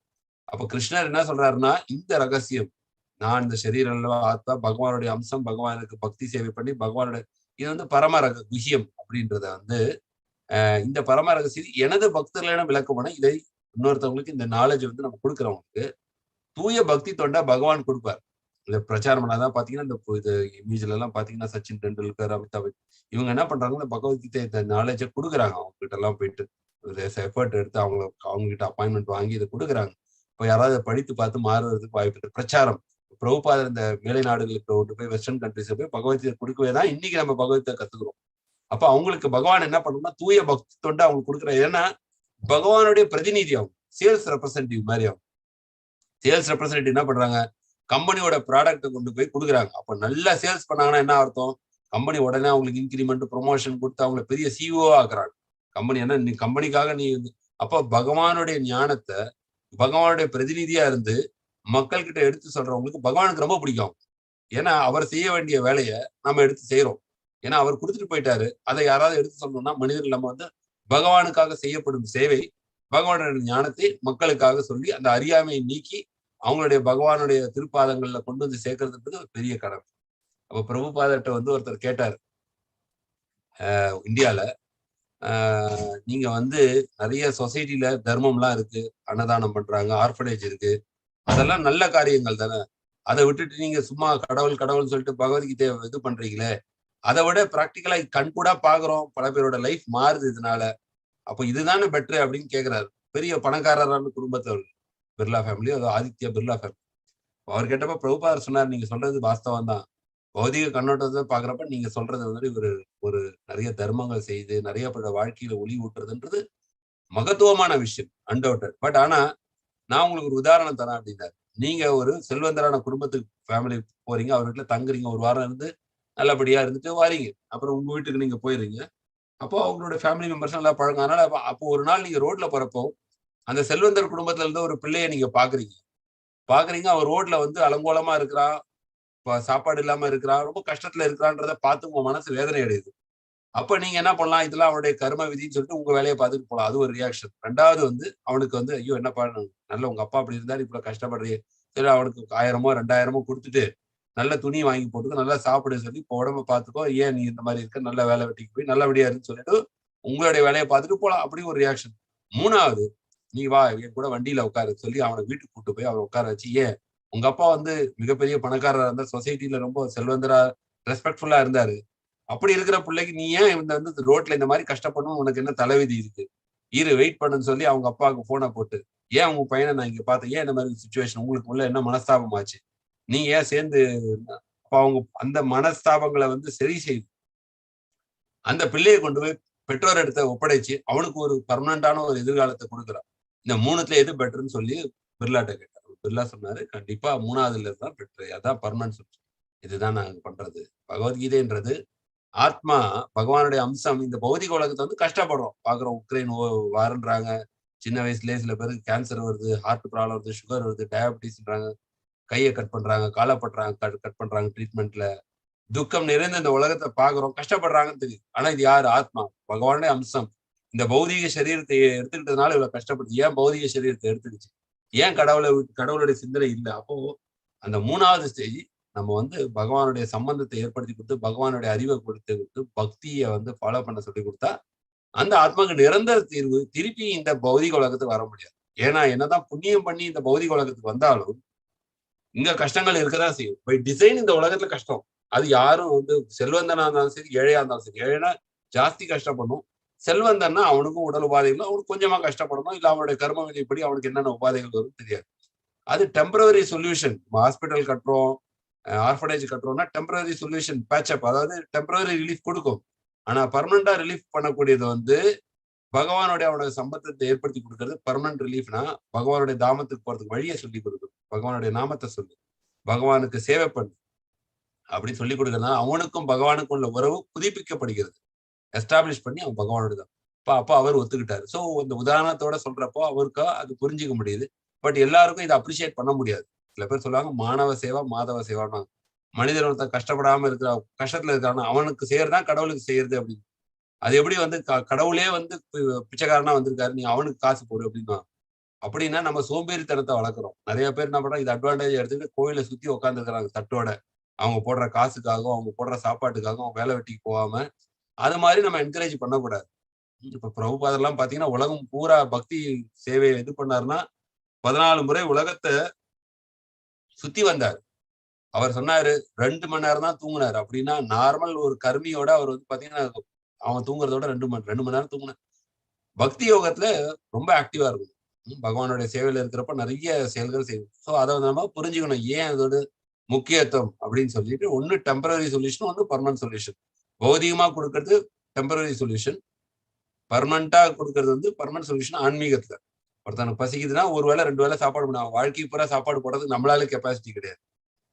அது பாத்துக்கணும். அப்போ மொழிபெயர்ப்பு 18.69 என்ன சொல்றாருன்னா, நாச்ச தஸ்மான் மனுஷியேஷு கஷ்டின் மே பிரிய கிருத்தமஹா பவிதா நாச்சா தஸ்மாத் அந்யா பிரியத்தோ புவி அப்படின்றார். பிரபுபாதர் இதுக்கு பாத்தீங்கன்னா ஒரே எழுதல. ஏன்னா அந்த அளவுக்கு அவருக்கே வந்து பாத்தீங்கன்னா எக்ஸ்டசி. இது மத்த எல்லாத்துக்கும் ஒரே எழுதியிருக்காரு. ஏன்னா இது அவரை பத்தியே சொல்லப்படுது. அவனை விட எனக்கு பிரியமான தொண்டன் இவ்வுலகில் யாரும் இல்லை அப்படின்னா, இந்த பகவத் ஞானத்தை பிரச்சாரம் பண்றவனோட அவனை விட எனக்கு பிரியமான தொண்டன் இவ்வுலகில் யாரும் இல்லைன்னா ஸ்பெஷல் கேட்டகரி அவங்கதான். பகவான் அவங்களுக்கு ஸ்பெஷலா அவங்க வந்து அவருடைய வேலையை செய்யறதுனால அவங்களுக்கு ஸ்பெஷல். அவங்களோட பிரியமான தொண்டன் யாருமே இந்த உலகத்துல கிடையாது. அவ பிரச்சாரம் பண்றவங்களும் பகவானுக்கு ரொம்ப பிடிக்கும். அவ்வாறு அவனை விட பிரியமானவனா யாரும் ஆக முடியாது. இது பிரசன்ட் அண்ட் ஃபியூச்சர்லயும் இவன் தான் எனக்கு எப்போதுமே ஸ்பெஷலா இருக்கும். ஃபியூச்சர்லயும் இவனை விட எனக்கு யாரும் முக்கியமா வந்து இது பண்ணிட முடியாதுன்னு சொல்லி இந்த பகவத்கீதையை பிரச்சாரம் பண்றவும் ஒரு ஸ்பெஷல் கேட்டகரியை இங்க கொடுக்குறாரு பகவான். அந்த 18.69 நாச்ச தஸ்மான் மனுஷேஷு மனிதர்களில் கஷ்டின் மே பிரிய கிருத்தமகா இதை விட பிரியமானவர்கள் யாரும் கிடையாது. பவிதா நாச்சா தஸ்மாத் அந்நிய பிரியத்தோட போகினா ஃபியூச்சர்லயும் இவங்களோட எனக்கு ஸ்பெஷலா யாரும் இருக்க மாட்டான்னு சொல்லி கன்க்ளூட் பண்ணிட்டார். அப்ப பிரச்சாரம் பண்றவங்கள பகவானுக்கு ரொம்ப பிடிக்கும். அப்ப பிரபுபாதர் எந்த அளவுக்கு பகவானுக்கு பிடிக்கும்ன்றதை நம்ம இதுல இருந்து புரிஞ்சுக்கலாம். ஏன்னா அவர் உலகம் பூராவே பிரச்சாரம் பண்ணியிருக்காரு பகவத்கீதை. பல பேரோட வாழ்க்கையில ஒளியை ஏற்றி வச்சிருக்கிறார். உலகம் பூரா நீ கிருஷ்ண பக்தர்கள் அகில உலக கிருஷ்ண பக்தி இயக்கத்துல இருக்கிறாங்கன்னா காரணம் பிரபுபாருடைய முயற்சி. நம்ம லாஸ்ட் சைடுக்கு வரோம். 18.73 இதெல்லாம் அர்ஜுனர் கேட்கிறாரு. கேட்டுட்டு இந்த ரிப்ளைய கொடுக்குறாரு அர்ஜுனருக்கு. இவ்வளவும் கேட்டுட்டு கிருஷ்ணரை பார்த்து அர்ஜுனர் என்ன சொல்றாருன்னு பார்ப்போம். நஷ்டோ மோகோ ஸ்மிருதிர் லப்த்வா தத் பிரசாதாத் மயா அச்சுதா. நஷ்டோ அர்ஜுன உவாச்ச நஷ்டோ மோகோ ஸ்மிருதிர் லப்த்வா தத் பிரசாதாத் மயா அச்சுதா ஸ்திதோ அஸ்மி கத சந்தேகா கரிஷ்யேய வச்சனம் தவா. ஆச்சாரியர்கள் அழகான விளக்கம் கொடுக்கிறார். நஷ்டோ மோகோ அப்படின்றார். நஷ்டோ மோகோன்னா என்னுடைய மயக்கம் நீங்கியதுன்றாரு கிருஷ்ணரை பார்த்து. சொல்லிட்டு கிருஷ்ணரை பாக்குறாரு. ஆச்சாரியர்கள் அப்படி ஒரு இன்ட்ரெஸ்டிங்கான ஒரு எக்ஸ்பிளனேஷன் கொடுக்குறாங்க. மயக்கம் நீங்கியதுன்னா என்ன அர்த்தம்? ஆரம்பத்துல இந்த பகவத்கீதையை ஸ்டார்ட் பண்றதுக்கு முன்னாடி அவனுக்கு வந்து அந்த மயக்கம் வந்துருச்சு. போர் புரியணுமா புரியக்கூடாது. இப்ப என்ன சொல்றான், ஃபுல்லா கேட்ட பிறகு மயக்கம் நீங்கியது அப்படின்றார். நஷ்டோ மோகோ, மோகம் நஷ்டமாயிடுச்சுன்னா மயக்கம் நீங்கியதுன்னு சொல்லி கிருஷ்ணரை பார்த்தா கிருஷ்ணர்கிட்ட ஒரு ரியாக்ஷனும் இல்லை. அப்படி கம்முனே இருக்கிறார். அப்புறம் என்ன சொல்றான், ஸ்மிருதிர் லப், சரி இன்னும் கொஞ்சம் ஆட் பண்ணுவோம்னு சொல்லிட்டு ஸ்மிருதிர் லப்வா, மீண்டும் என்னுடைய நினைவு வந்ததுன்னா நான் என்ன பண்ணணும், என்னுடைய கடமை என்னன்றது எனக்கு ஞாபகம் வந்துருச்சு. நான் சத்திரியன், நான் சண்டை போட்டாகணும் அப்படின்னு சொல்லிட்டு ஸ்மிருதிர் லப்வா நஷ்டோ மோகோ ஸ்மிருதிர் லப்வா, ரெண்டாவது சொல்லிட்டு திருப்பி கிருஷ்ணரை பாக்குறப்போ கிருஷ்ணர்கிட்ட இருந்து மறுபடியும் ஒரு ரியாக்ஷன் இல்ல. என்னடா அது, நம்ம சொல்லிட்டோம், மயக்கமும் போயிருச்சு, நம்ம என்ன பண்ணணும்ன்றது தெரிஞ்சிருச்சு. ஆனா பகவான் முகத்துல ஒரு ரியாக்ஷன் இல்ல, ஒரு ரெஸ்பான்ஸ் இல்ல, அப்படியே கம்முனே இருக்காரு அப்படின்னு சொல்லிட்டு சரி ஒண்ணும் கொஞ்சம் அவர் ஒரு இதுவா சொல்லுவோம்னு சொல்லிட்டு தத் பிரசாதாத் மயாச்சுதான்றார். இதெல்லாம் ஏன் வந்தது அப்படின்னா அவரை பத்தியும் சொல்லணும், இவரால தானே எல்லாமே வந்தது அப்படின்னு சொல்லி தங்கது கருணையால் தான் எனக்கு கிடைச்சது. இந்த மயக்கம் போனதும் சரி, என்னுடைய நினைவு வந்ததும் சரி, இதெல்லாம் தங்களுடைய கருணையினால் வந்தது அப்படின்னு சொல்லி ரெண்டாவது சொல்றாரு. துவத் பிரசாதாத் மயாச்சுதான். அப்ப கிருஷ்ணரை பார்த்தா கிருஷ்ணர் அப்பயும் ஒரு ரெஸ்பான்ஸும் கிடையாது. சீதோ அஸ்மி கத சந்தேகா, மறுபடியும் என்ன பண்றாரு, இன்னும் கொஞ்சம் ஆட் பண்றாரு அடுத்த லைன்ல. சரி அவரை சந்தோஷப்படுத்தணுமே, ஏதாவது பண்ணணும்னு பார்த்தா அவர் ரியாக்ஷன் இல்லாம இருக்கான்னு சொல்லி அடுத்த லைனை பண்றாரு. அப்படின்னா என்ன அர்த்தம்னா, ஸ்திதோ அஸ்மி கத சந்தேகனா நிலை பெற்று, நான் என்னுடைய சத்திரிய தர்மத்தில் நிலை பெற்றுள்ளேன் அப்படின்னு சொல்றாரு. சந்தேகம் எல்லாம் என்னை விட்டு போயிடுச்சு, எனக்கு இப்ப ஒரு சந்தேகமும் இல்லை. ஏன்னா ஒரு சாப்டர்லயும் ஒரு ஸ்லோகத்துல ஒரு சந்தேகம் கேட்கிறாரு. 18வது சாப்டர்ல கூட கேட்கிறாரு, சன்னியாசம்னா என்ன, துறவுனா என்ன அப்படின்னு கேட்கிறாரு. துறவுனா என்ன, எப்படி அந்த இது பக்குவம் அடையிறது. அப்போ எனக்கு என்னோட சந்தேகம் எல்லாம் போச்சு அப்படின்னு சொல்லிட்டு மறுபடியும் கிருஷ்ணரை பாக்குறாரு. அப்பயும் கிருஷ்ணர் ஒரு ரியாக்ஷன் இல்லை. 3 லைன் சொல்லிட்டாரு, 3 ரியாக்ஷன். அப்போ அர்ஜுனனுக்கே ஒன்றும் புரியல, என்னடா அது நம்ம கூட சொல்றோம், எல்லாம் மயக்கம் போயிருச்சுன்றோம், இது போயிருச்சுன்றோம், நம்ம வந்து இப்போ சண்டை இது பண்றோம் அப்படி எல்லாமே சொல்றோம், ஆனா இவர் ரியாக்ஷன் இல்லைன்னு சொல்லிட்டு 4வது லைன் சொல்றாரு, கரிஷியே வசனம் தவா அப்படின்றார். கரிஷியே வசனம்னா உனது கட்டளைகளை நான் நிறைவேற்ற தயார் அப்படின்றார். நான் நிறைவேற்றுவேன்றார். அப்ப கிருஷ்ணர் சிரிக்கிறார். இப்ப பகவத்கீதையில நம்மளும் மயக்கத்துல அஜ்ஞானத்துல இருந்தோம், இப்பதான் நம்ம கேட்கிறோம். அதுல இப்ப பகவான் என்ன சொல்றாருன்னா, புலன்களை கட்டுப்படுத்தணும், பகவானுடைய சேவையில புலன்களை ஈடுபடுத்தணும், பகவானை சந்தோஷப்படுத்தணும், பகவான் கிட்ட சரணாகதி அடையணும்னு சொல்றாரு. இப்போ நம்மளும் வந்து அந்த கரிசியே வசனம் தவா அப்படின்னு நம்ம சொன்னா மட்டுமே, இந்த பகவத்கீதை நான் கேட்ட இன்னில இருந்து என் வாழ்க்கையில பகவானுக்காக உன்னுடைய சேவையில என்ன நான் ஈடுபடுத்திக்கிறேன், பௌதிக கடமைகளை நிறைவேற்றும் அதே சமயத்தில் தஸ்மா சர்வேஷு காலேஷு மாமனுஸ்மரிச்சென்ற மாதிரி இந்த பௌதிக கடமைகளை நிறைவேற்றப்போ உன்னுடைய ஸ்மரணத்தையும் உன்னுடைய பக்தி சேவையிலும் பேரலா நான் ஈடுபடுத்தி உன்கிட்ட சரணாகதி எடுக்கிறேன் பகவானே அப்படின்னு சொன்னா மட்டுமே பகவான் நம்மளை பாட்டு அந்த புன்முறுவல அந்த ஸ்மைல கொடுப்பார். இல்லைன்னா அவருக்கு ஒன்றும் ஒரு சந்தோஷம் கிடைக்க போறது இல்லை. ஏன்னா ஞானம் ஞானமா இருக்கும், விஞ்ஞானமா மாறாது. அதுதான் வந்து இந்த பகவத்கீதாவோட நோக்கமே என்னன்னா, பிரபுபாதர் கொடுத்தது வந்து பகவானுடைய கட்டளையை ஃபாலோ பண்ணி பண்ணணும். இன்ஸ்ட்ரக்ஷன், அந்த இன்ஸ்ட்ரக்ஷன் மேனுவல் எப்படி அவர் சொல்லியிருக்காரோ அதை ஃபாலோ பண்ணாதான் நமக்கு அந்த ஏற்றம், வாழ்க்கையில மாற்றம், இந்த மாற்றத்துக்கு அப்புறம் வாழ்க்கையில ஏற்றம், அந்த ஏற்றத்துக்கு அப்புறம் பகவானுடைய தாமத்துக்கு போற இது கிடைக்கும். மொழிபெயர்ப்பு அர்ஜுனன் கூறினான், எனதன்பு கிருஷ்ணரே, வீழ்ச்சி அடையாதவரே அச்சுதா, எனது மயக்கம் தற்போது நீங்கிவிட்டது, தங்களது கருணையால் நான் எனது நினைவை மீண்டும் பெற்றுவிட்டேன், எல்லா சந்தேகங்களிலிருந்து விடுபட்டு நான் தற்போது உறுதியுடன் உள்ளேன், தங்களது உபதேசங்களின் படி செயல்பட தயாராக உள்ளேன்னா நாமளும் அர்ஜுனன் தான். நமக்கு நிறைய குழப்பங்கள் இருக்கு, அர்ஜுனனுக்கு இந்த குழப்பம் மாதிரி நமக்கு பௌதிகத்துல ஏகப்பட்ட குழப்பங்கள் இருக்கு. அப்போ பகவானுடைய அந்த நம்ம கேட்டதை வந்து நம்ம இது பண்ணணும், ஃபாலோ பண்ணா மட்டுமே நம்மளுடைய வாழ்க்கையில பகவானை திருப்தி பண்ண முடியும், வாழ்க்கையில மாற்றங்களும் ஏற்றங்களும் வரும். இதுவே உண்மையான ரகசியம். இதுதான் பகவத்கீதாவோட ரகசியம். பிறரை பகவத்கீதையை படிக்க உற்சாகப்படுத்து. நம்ம வந்து 2 வார்த்தை பகவத்கீதையை படிக்க சொல்லி, இப்ப நிறைய பேர் பாத்தீங்கன்னா அப்துல் கலாம் சொல்லியிருக்காரு பகவத்கீதையை பத்தி படிக்க சொல்றது, அதோடைய இது வந்து இன்ஸ்பிரேஷன் சொல்லியிருக்காரு. மகாத்மா காந்தி சொல்லியிருக்கிறார். ஏன்னா பெரிய ஆள்கள் சொல்றப்போ நமக்கு அது வந்து கிருஷ்ணன் சொல்ற, யாரெல்லாம் பெரியவர்கள் என்ன ஃபாலோ பண்றாங்களோ அதை எல்லாரும் ஃபாலோ பண்ணுவாங்க அப்படின்னு சொல்றாரு. நம்மளுடைய தேச பிரதமர் மோடி அவர் வந்து எங்க போனாலும் மற்ற நாட்டு பிரதமர்களுக்கு கொடுக்கறதுக்கு என்ன சொல்றாரு, பகவத்கீதையை கொடுக்குறாரு. அவர் கொடுத்துட்டு என்ன சொல்றாரு, இதை விட உயர்வா கொடுக்கறதுக்கு என்கிட்ட ஒண்ணும் இல்லை அப்படின்றாரு. அவருடைய வாக்குல அதை சொல்றாரு, இதை விட பெறறதுக்கு பெருசா உங்கள்ட்டையும் ஒண்ணும் இல்லை. இதுதான் உயர்ந்தது அப்படின்னு சொல்லி எல்லா இடத்துக்கும் ஜப்பான் போனாலும் சரி, அவர் எங்க போனாலும் சரி, ஒரு பகவத்கீதையை வந்து அந்த பிரதமருக்கு பரிசா கொடுக்குறாரு. பிறரே பகவத்கீதையை படிக்க உற்சாகப்படுத்து, மோட்டிவேட் பண்ணணும். இப்ப நீங்களும் அப்படிதான் படிக்கிறீங்க, நானும் அப்படிதான் படிக்கிறேன். எல்லாருக்கும் ஒரு காலத்துல யாரோ நம்மளை இன்ஸ்பயர் பண்ணி தான் அந்த பகவத்கீதையை ஃபாலோ பண்ணும். இந்த பகவத்கீதையை ஃபாலோ பண்ணவே தான் நம்மளோட வாழ்க்கையில நிறைய மாற்றங்கள் ஏற்படுது. பௌதிகத்தினால ரொம்ப அஃபெக்ட் ஆகாம இருக்கிறதுக்கு காரணம் இந்த பகவத்கீதையோட ஞானம். மற்றவர்கள் இந்த அற்புதமான அறிவை பெறும்போது நீங்கள் பரமபுருஷ பகவானுக்கு பிரியமானவர்களா ஆக்கீங்க. அதனால ரொம்ப ஷையா ஃபீல் பண்ணக்கூடாது. நம்ம வந்து அவங்க எப்படி வந்து ஒரு கிறிஸ்டியன்ஸ் வந்து அவங்க பைபிள பெருமையா சொல்றாங்க. முஸ்லிம்ஸ் வந்து அவங்க குரானை பத்தி அவ்வளவு உயர்வா இருக்கிறாங்க. குரானை வந்து நீங்க தொட்டீங்க ஏதாவது பண்ணீங்கன்னா இதுவே நாசம் பண்ணிடுவாங்க அந்த ஏரியாவே. நம்ம நிறைய பாக்குறோம் நியூஸ்ல எல்லாம். அந்த அளவுக்கு அந்த மதிப்பு மரியாதையும் அவங்களுடைய புனித நூல் மேல வச்சிருக்கோம்.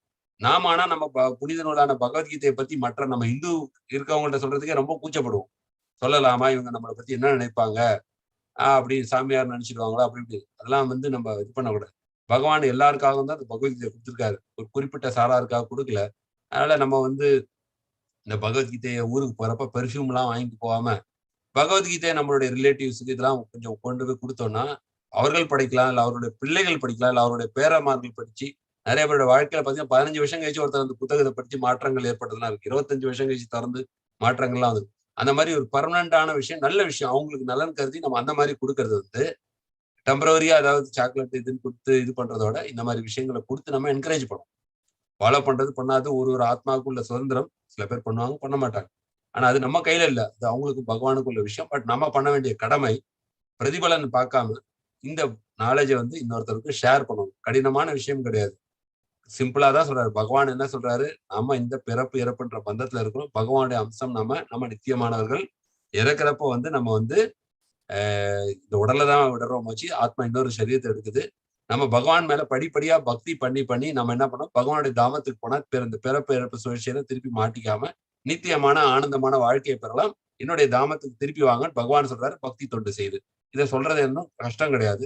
அதுல வந்து ஆல்ரெடி இந்த கர்ம வினைப்படி கொஞ்சம் ஏற்றத்துல இருக்கவங்க இமிடியேட்டா அதை அக்செப்ட் பண்ணிப்பாங்க. சத்துவகுணத்துல சொல்லுவாங்க அந்த ட்ரை விறகு மாதிரிவாங்க. அவங்க கிட்ட இந்த நாலேஜ் கொடுத்தா உடனே பத்திக்கும். ரஜகுணத்துல இருக்கவங்க ஈர விறகு மாதிரி டைம் ஆகும் பத்தறதுக்கு. அது தமகுணத்துல உள்ளவங்களால வந்து உடனே அதை எடுத்துக்க முடியாது, புரிஞ்சுக்க முடியாது. அப்ப ஸ்லோகம் 18 படிப்பவர் என்னை அறிவால் வழிபடுகிறார். இந்த பகவத்கீதையை படிக்கிறவங்க வந்து கிருஷ்ணன் என்ன சொல்றாருன்னா 70வது ஸ்லோகத்துல என்ன சொல்றாரு,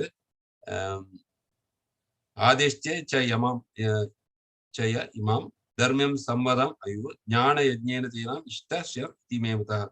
இந்த எனக்கும் உனக்கும் நடந்தது உரையாடல வந்து யார் படிக்கிறாங்களோ அவர்கள் வந்து என்ன அறிவால் வழிபடுகின்றனர் அப்படின்னு சொல்லி கிருஷ்ணர் சொல்றாரு. அப்புறம் ஸ்லோகம் 18.71 ஸ்ரத்தாவான் அனுசூயஸ்ச ஸ்ருணுயாத் அபியோ நரஹா சோ அபி முக்த சுபால் லோகான் பிராப்னுயாத் புண்ணிய கர்மனா. பாவ விலைகளிலிருந்து விடுபட்டு மங்களகரமான கிரகங்களை அவர்கள் அடைகின்றனர். கொஞ்சம் ஃபாலோ பண்ணா கூட நம்பிக்கையுடன் கேட்கிறவங்க இந்த அசுபமான இந்த விஷயங்கள் வந்து உயர்ந்த மங்களகரமான கிரகங்களை அடைவார்கள் சொல்லி அவரு இந்த பலன் கொடுக்கிறார், ஸ்ருதி பலன் கொடுக்கிறார் பகவான். அப்புறம் இதெல்லாம் முடிஞ்சது. இப்ப இதெல்லாம் இப்போ முதல்ல இருந்து யார் பார்த்தோம்? முதல்ல இருந்து நம்ம பார்த்தது வந்து இது ஸ்லோகங்கள் உரையாடலே பாத்தீங்கன்னா அர்ஜுனனுக்கும் கிருஷ்ணனுக்கும் நடந்த சம்வாதம் அதை டெலிகாஸ்ட் பண்றது வந்து சஞ்சயர் திருதராஷ்டிரருக்கு. அப்போ சஞ்சயர் வந்து லாஸ்டா முடிக்கிறார். லாஸ்ட் ஸ்லோகம் எத்திர யோகேஸ்வரோ கிருஷ்ணோ எத்திர பார்த்தோ தனுதரஹா தத்ர ஸ்ரீர் விஜயோ பூதீர் துருவாணிதீர் மதீர் மமா அப்படின்னு சொல்லி சஞ்சயனோட ஒப்பீனியனை கொடுக்கிறார் திருதராஷ்டிர. யோகிகளின் இறைவனான கிருஷ்ணர் எத்திர யோகேஸ்வர கிருஷ்ணர், எங்கெல்லாம் யோகேஸ்வரரான கிருஷ்ணர்னா யோகிகளின் இறைவனான நம்மளுக்கு யோகினாம் அப்படி சர்வேஷா மத்கதே அந்தராத்மா, எல்லா யோகிகளுக்கும் இறைவனான பகவான் கிருஷ்ணர் எங்கெல்லாம் இருக்கின்றாரோ அதுதான் எத்திர யோகேஸ்வரோ கிருஷ்ணோ எத்திர பார்த்தோ தனுர்தரா, உன்னத வில்லாளியான அர்ஜுனன் எங்கெல்லாம் இருக்கின்றானோ தத்ர ஸ்ரீர் விஜயோ பூதீர் அப்படின்னா அங்கெல்லாம் நிச்சயமாக செல்வமும் வெற்றியும்.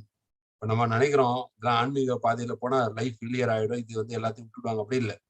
அங்கெல்லாம் நிச்சயமாக செல்வமும் வெற்றியும். பிரபுபாதர் பாத்தீங்கன்னா இத்தனை கோயில்களை கட்டினாரு. இப்போ பிரபுபாதர் வந்து சொல்றாரு, ஒரு லெக்சர்ல சொல்றாரு, நீங்கெல்லாம் இவ்வளவு கஷ்டப்பட்டு எல்லாரும் வேலைக்கு போறாங்க, இங்க வந்து சாண்டிங் பண்ணுனா பண்ண மாட்டாங்க, ஆனா கடினமான வேலைகளே செய்யறாங்க.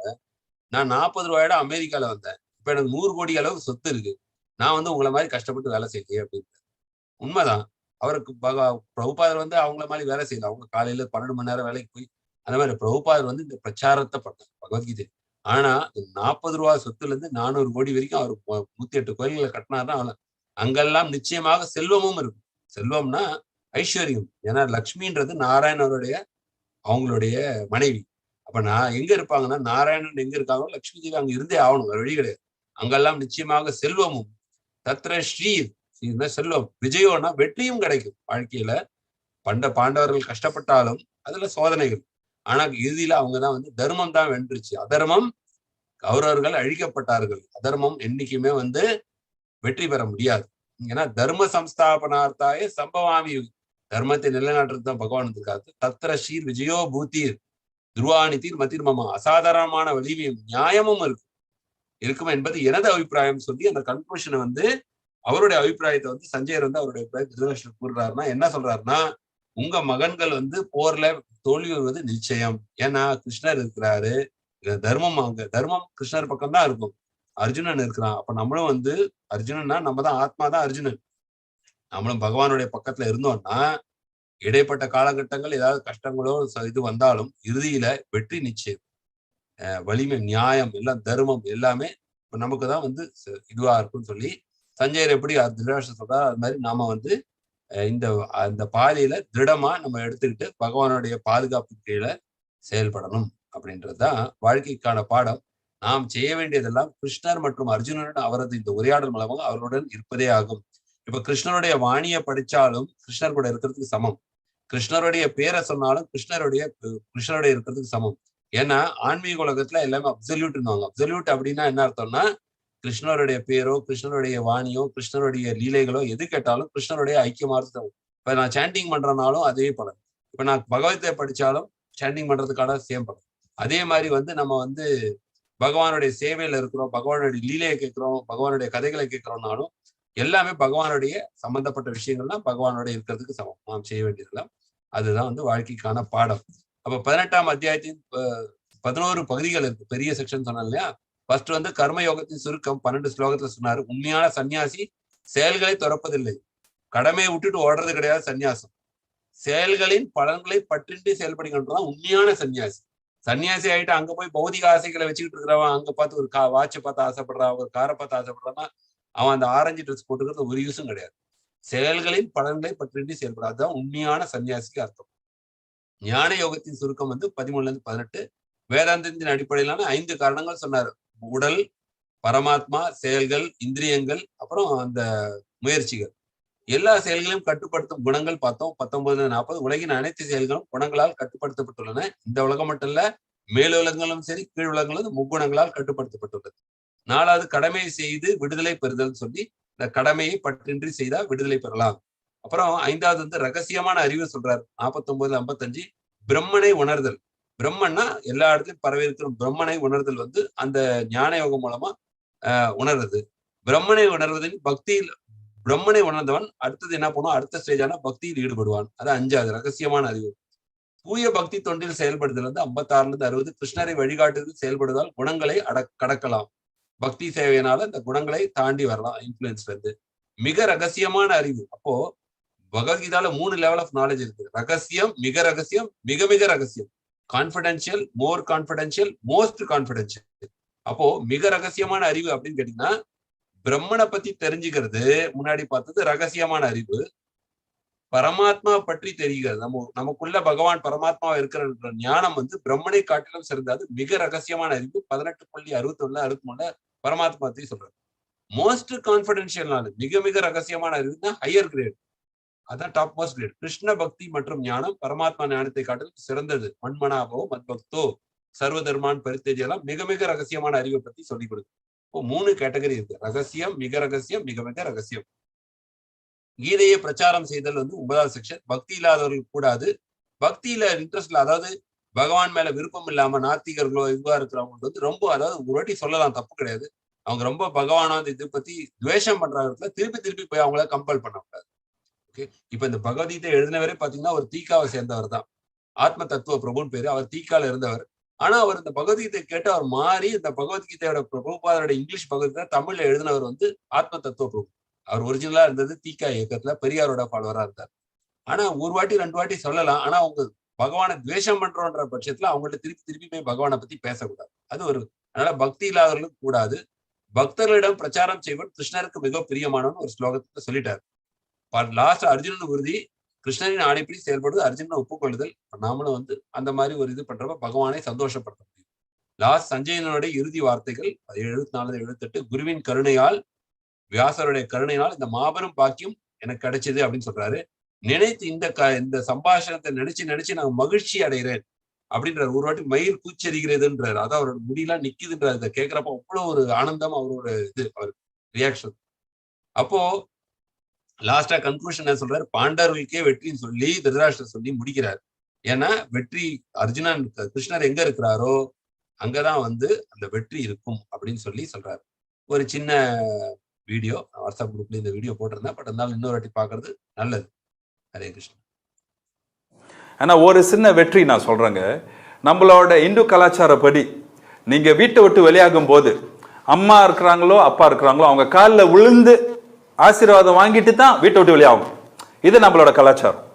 அப்ப நம்ம இதை சொல்லி கொடுத்துட்டோம்னா இந்த வயசுல என்ன மாதிரி வயசானாலும் அந்த பையன் எவ்வளவு பெரிய பையனானாலும் அந்த பொண்ணு எவ்வளவு பெரிய பொண்ணானாலும் தாய் தந்தையோட காலில் ஆசீர்வாதம் வாங்கிட்டு வீட்டை விட்டு வெளியாகும் போது கடவுளோட ஆசீர்வாதம் இருக்கு, அந்த பெத்த தாய் தந்தையோட ஆசீர்வாதம் இருக்கும் போது அந்த பையனுக்கு நிச்சயமாக வெளியில போகும்போது ஆபத்து நீங்குது. இதெல்லாம் இந்து கலாச்சாரம். இதெல்லாம் இந்துக்கள் நம்ம பிராக்டிஸ் பண்ண வேண்டியது. ஸோ நான் என்ன சொல்ல விரும்புகிறேன், நான் இந்த இடத்துல தயவு செய்து I am going back to basic. I am going back to kindergarten. Kindergarten is we have to go back to our basic, that is our scripture. I'm inviting all the Hindus in this country, kindly please encourage your children and especially the parents. Neenga thaan the role model for the children. Please sit in the house at least 30 minutes a day or even take 10 minutes. ஒரு ஸ்லோகம் படிக்க 5 நிமிஷம் போதுங்க. குடும்பமா உட்கார்ந்து அப்பா வேலைக்கு போயிட்டாருன்னா அம்மா உட்காரணும், அம்மா வேலைக்கு போயிட்டாங்கன்னா அப்பா உட்காரணும். அப்பா அம்மா வீட்டில் இருந்தீங்கன்னா டிவியை அடைச்சிட்டு ஹேண்ட்ஃபோன்லாம் அடைச்சிட்டு ஒரு 10 நிமிஷம் உட்காந்து அந்த பகவத்கீதை 700 ஸ்லோகம் தான் இருக்கு, 700 ஸ்லோகாஸ். இன்னைக்கு நீங்க ஆரம்பிச்சாலும் 2 வருஷத்துல அந்த பகவத்கீதை புக்கை முடிச்சிடலாங்க. 2 இயர்ஸ்ல உங்க பிள்ளைங்களோட சிந்தனை மாற்றம் நிச்சயமா நடக்கும். ஏன்னா இந்த புக்கு சாதாரண மெட்டீரியல் புக்கு கிடையாது. It's a spiritual book and spirit move the matter, not matter move the spirit. The spirit actually taking the body. ஒரு ஆத்மா யானை உடம்பே தூக்கிட்டு போகும்போது அப்ப அந்த ஆத்மாக்கு எவ்வளவு சக்தி இருக்கு. அதே போல இந்த book it's a giant. It's a giant. Please go back to basics and all the temples, please, the temples in Malaysia, kindly please start Bhagavad Gita class every week if possible. This is the message. Wow, ரொம்ப நன்றிங்க திரு ரவிச்சந்திரன் அவர்களே. இன்னைக்கு எனக்கே புல்லரிக்குது நீங்கள் சொன்னது. மித்தவங்க எல்லாம் பார்க்குறவங்க எல்லாருக்கும் கண்டிப்பாக ஒரு பெரிய இன்ஸ்பிரேஷனாக இருக்கும். இதுதான் நம்மளோட அடிப்படை. இனி மேலே எவ்ரி டியூஸ்டேஸ் இக்கானமி, பொருளாதார பற்றி நம்ம கண்டினியூஸாக பேச போகிறோம். இதில் இந்த மெசேஜ், இன்னைக்குள்ள மெசேஜ் என்னன்னா, அடிப்படை என்னன்னா scriptures. Start with the scriptures. That is the base for everything else. மற்ற விஷயத்தை எல்லாமே முதுவா ஸ்டார்ட். பட் அடிப்படை அவர் சொல்லுவாங்களா, ஒரு பில்டிங்க்கு ஃபவுண்டேஷன் தான் முக்கியம்னு. அந்த ஃபவுண்டேஷன் என்ன? ஹரே கிருஷ்ணா. இது மலேசியால ஒரு இன்டர்வியூல சொல்லியிருக்கிறாங்க.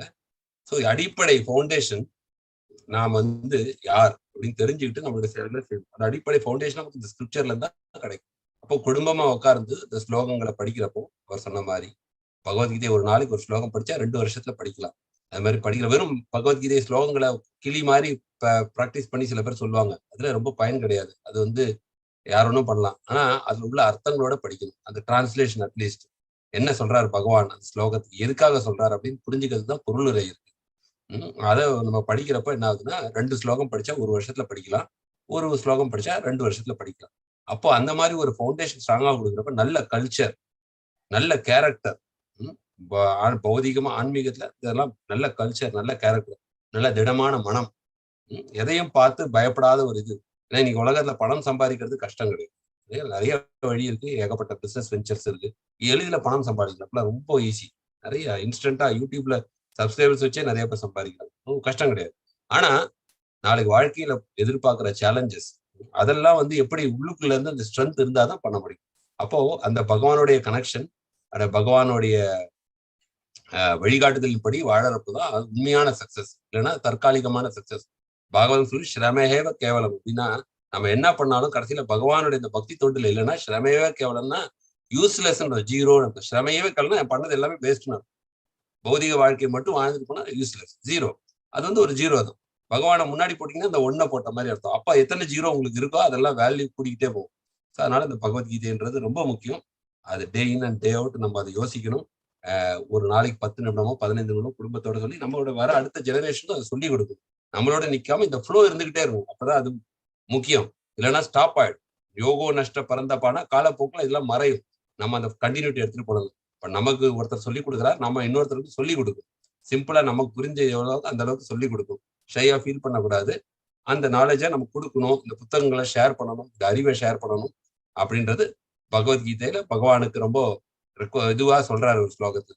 ஹரே கிருஷ்ணா. ஸோ இன்னைக்கு நம்ம 18வது அத்தியாயத்தை பகவானுடைய கருணையினால இந்த 18 அத்தியாயங்களும் 18 வாரங்களா தொடர்ந்து எந்த தடங்களும் இல்லாமல், நெட் கனெக்ஷன் ப்ராப்ளம் இல்லாம, உங்களுக்கும் எந்த வித கடின கஷ்டங்களும் இல்லாம எல்லாம் நல்லபடியா பகவானுடைய கருணையால நம்ம வந்து நினைக்கிறோம், ஆசைப்படுறோம், நிறைவேற்றி வைக்கிறது பகவான் தான். நாம பேசுறோன்றது கிடையாது. அவருடைய ஆசை தான் நிறைவேறிருக்கு. ஸோ அவருடைய ஆசை இந்த இது மூலமா நிறைவேறிருக்கு.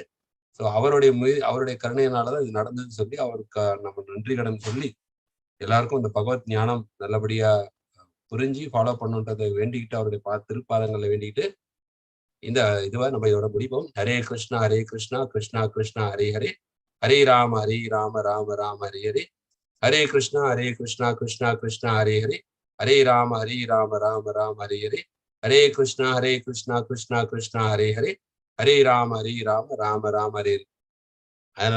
அது இல்லாம நம்ம இங்க பார்ட்டிசிபேட் பண்ண எல்லாருக்குமே நீங்க எல்லாம் வந்து உங்களுடைய டைமை கொடுத்து 18 வாரமா வந்து இவ்வளவு வேலைகள் இருக்கும் ஃபேமிலியில. அதெல்லாம் பொருட்படுத்தாம ஏன்னா சில பேர் ஆஃப்லைன்ல தான் இருக்கு, அப்புறம் கூட பாத்துக்கலாம்னு இருப்பாங்க.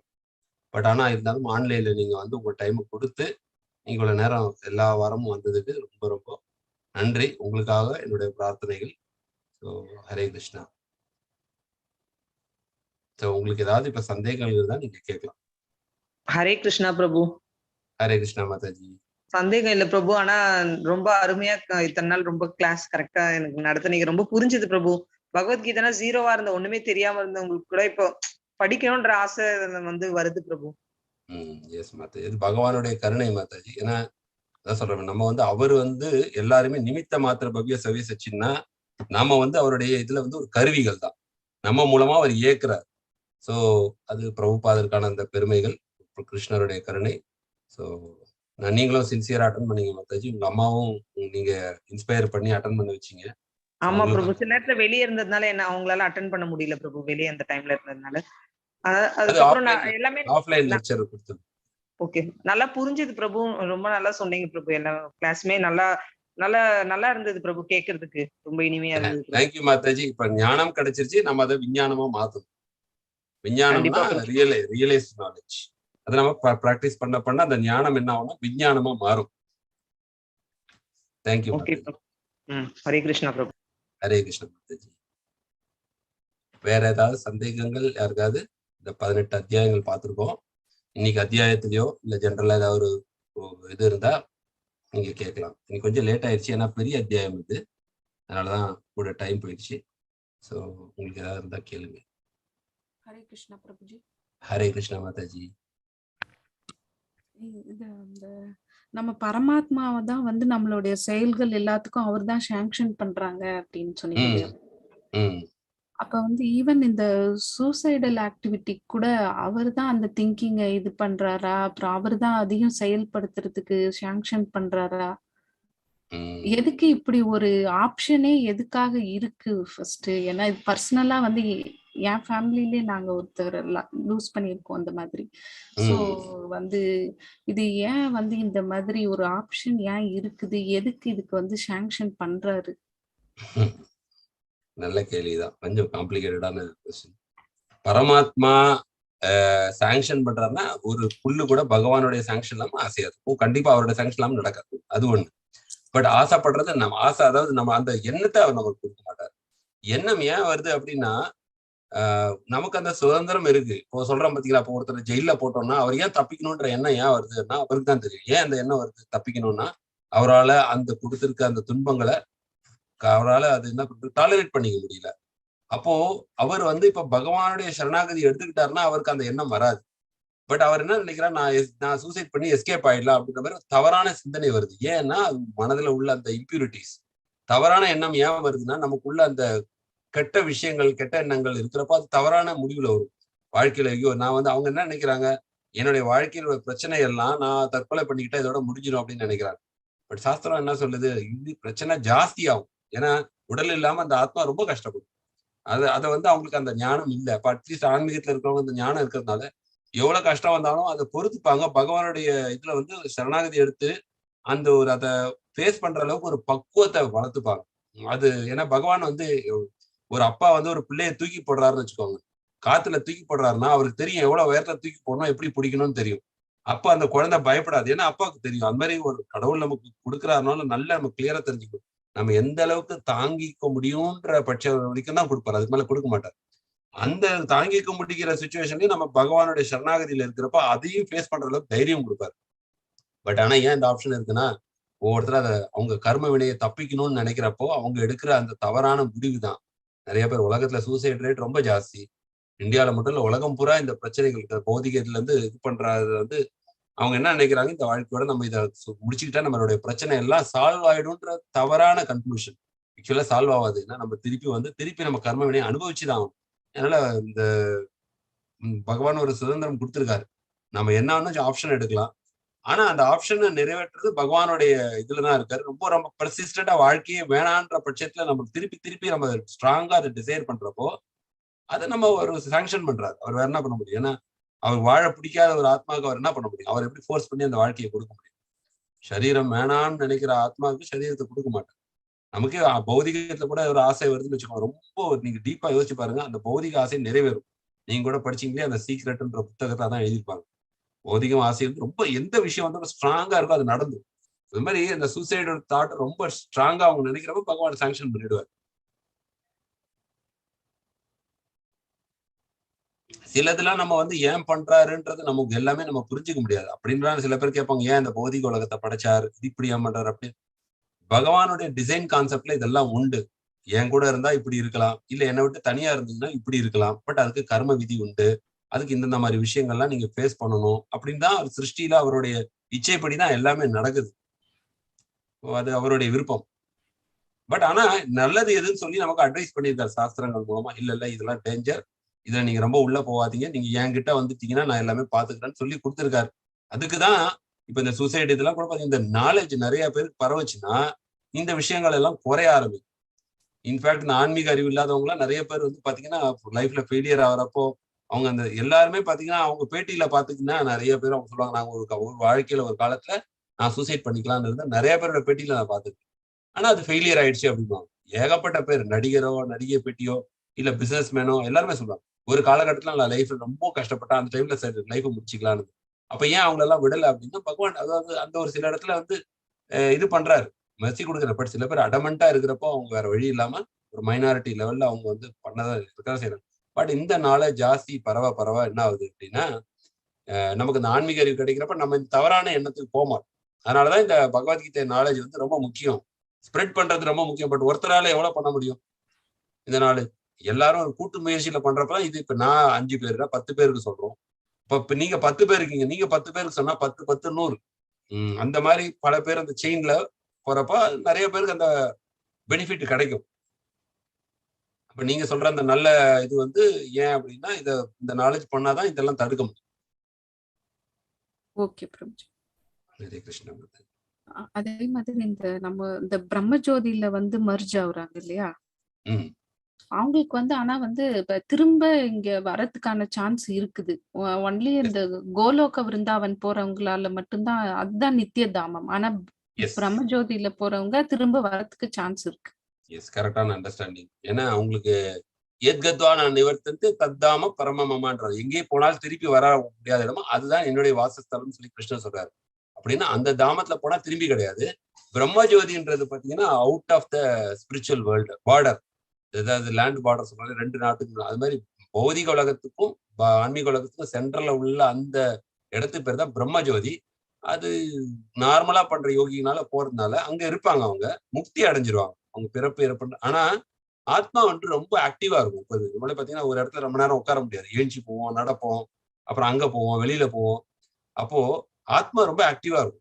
ஆத்மா அந்த முக்தியில போயிட்டு ஒரு ஆக்டிவிட்டியும் இருக்காது. ஏன்னா அது ஒன்லி லிபரேட் ஆயிருக்க வச்சு ஆக்டிவிட்டி கிடையாது. ஆக்டிவிட்டி எங்க கிடைக்கும்? ஆன்மீக உலகத்துல தான் பகவானுடைய சேவையில ஆக்டிவிட்டி கிடைக்கும். அப்ப ஆக்டிவிட்டி இல்லைன்னா அது இப்படி மேல பாக்குது, ஆன்மீக உலகத்துல உள்ள போக முடியல, பக்தி பண்ணல, கீழே பாக்குது பௌதிக உலகத்துல ஆக்டிவிட்டி நடந்துகிட்டு இருக்கு. அப்ப இது ரொம்ப ஐடியலா ரொம்ப நேரம் இருக்க முடியாது. உடனே என்ன ஆகும்னா அந்த டெண்டன்சி வருது, மறுபடியும் நான் ஏதாவது ஆக்டிவிட்டி பண்ணணும்னு நினைக்கிறப்ப மேல என்ட்ரி கிடைக்காதனால கீழே வந்து. அதனால பாத்தீங்கன்னா அவங்க அந்த மாதிரி இருக்கிறவங்க எல்லாம் ஸ்கூலு அந்த மாதிரிலாம் வச்சு நடத்துறாங்கன்னா, ஏன்னா அவங்க ஆன்மீக பாதையில போனாலும் ஏன் அவங்க ஸ்கூல் ஹாஸ்பிட்டல்லாம் வச்சு நடத்துறாங்க அந்த இயக்கங்கள்லாம் பாத்தீங்கன்னா, அவங்களால ஆக்டிவிட்டி பண்ணாம இருக்க முடியாது, வெறும் தியானம் பண்ணிட்டு இருக்க முடியாது அவங்களால 24 hours. அதனால என்ன பண்ணாங்க, ஸ்கூலுக்கு பிரின்சிபாலா வராங்க, அந்த மாதிரி ஒரு பேர்ல ஸ்கூல் ஆரம்பிக்கிறாங்க. ஏன்னா அவங்களால அந்த ஆனந்தம் அவங்களுக்கு வந்து ஃபுல்லா பரிபூர்ணமா ஆன்மீகத்துல கிடைக்கல. அப்போ பௌதிகத்துல பண்றப்பதான் அவங்களுக்கு கிடைக்குது. இப்போ பௌதிகத்துல வந்துடுறாங்க. பட் அந்த ஆனந்தம் ஆன்மீகத்துல கிடைக்கிறப்போ ஆட்டோமேட்டிக்கா அவங்க பௌதிகத்தை நோக்கி பண்ண மாட்டாங்க. பக்தியில இருக்கிறவங்க வந்து முழுக்க முழுக்க கடவுளுடைய இதுல இருக்கிறதுனால அவங்களுக்கு அதுலயே ஆனந்தம் கிடைக்கும். ஏன்னா எந்த சேவை செய்தாலும் நமக்கு ஆனந்தம் கிடைக்கணும். இப்ப நீங்க ஒரு ஞான யோகியாவோ கர்மயோகியாவோ இருந்தா நீங்க இந்த எதிர்பார்த்த ஆனந்தம் ஆன்மீகத்துல கிடைக்காதனால அவங்க ஒரு இடத்துல ஆன்மீகத்துல நிலைநிறுந்தாலும் அவங்க பௌதிகத்துல மறுபடியும் இன்வால்வ் ஆவாங்க, அவங்களை ஆக்டிவா வச்சுக்கிறது. ஓகே பிரபுஜி. அதே மாதிரி இந்த முக்குணங்கள் இருக்குதுங்க இல்லையா பிரபுஜி, அது நம்ம இந்த லைஃப் டைம்லயே நம்ம வந்து ஃபிளக்சுவேட் ஆயிட்டே தான் இருக்கும். இந்த ரஜோகுணம் சத்வகுணம் சம்திங் நம்ம ஃபிளக்சுவேட் ஆயிட்டே தான் இருக்கும்.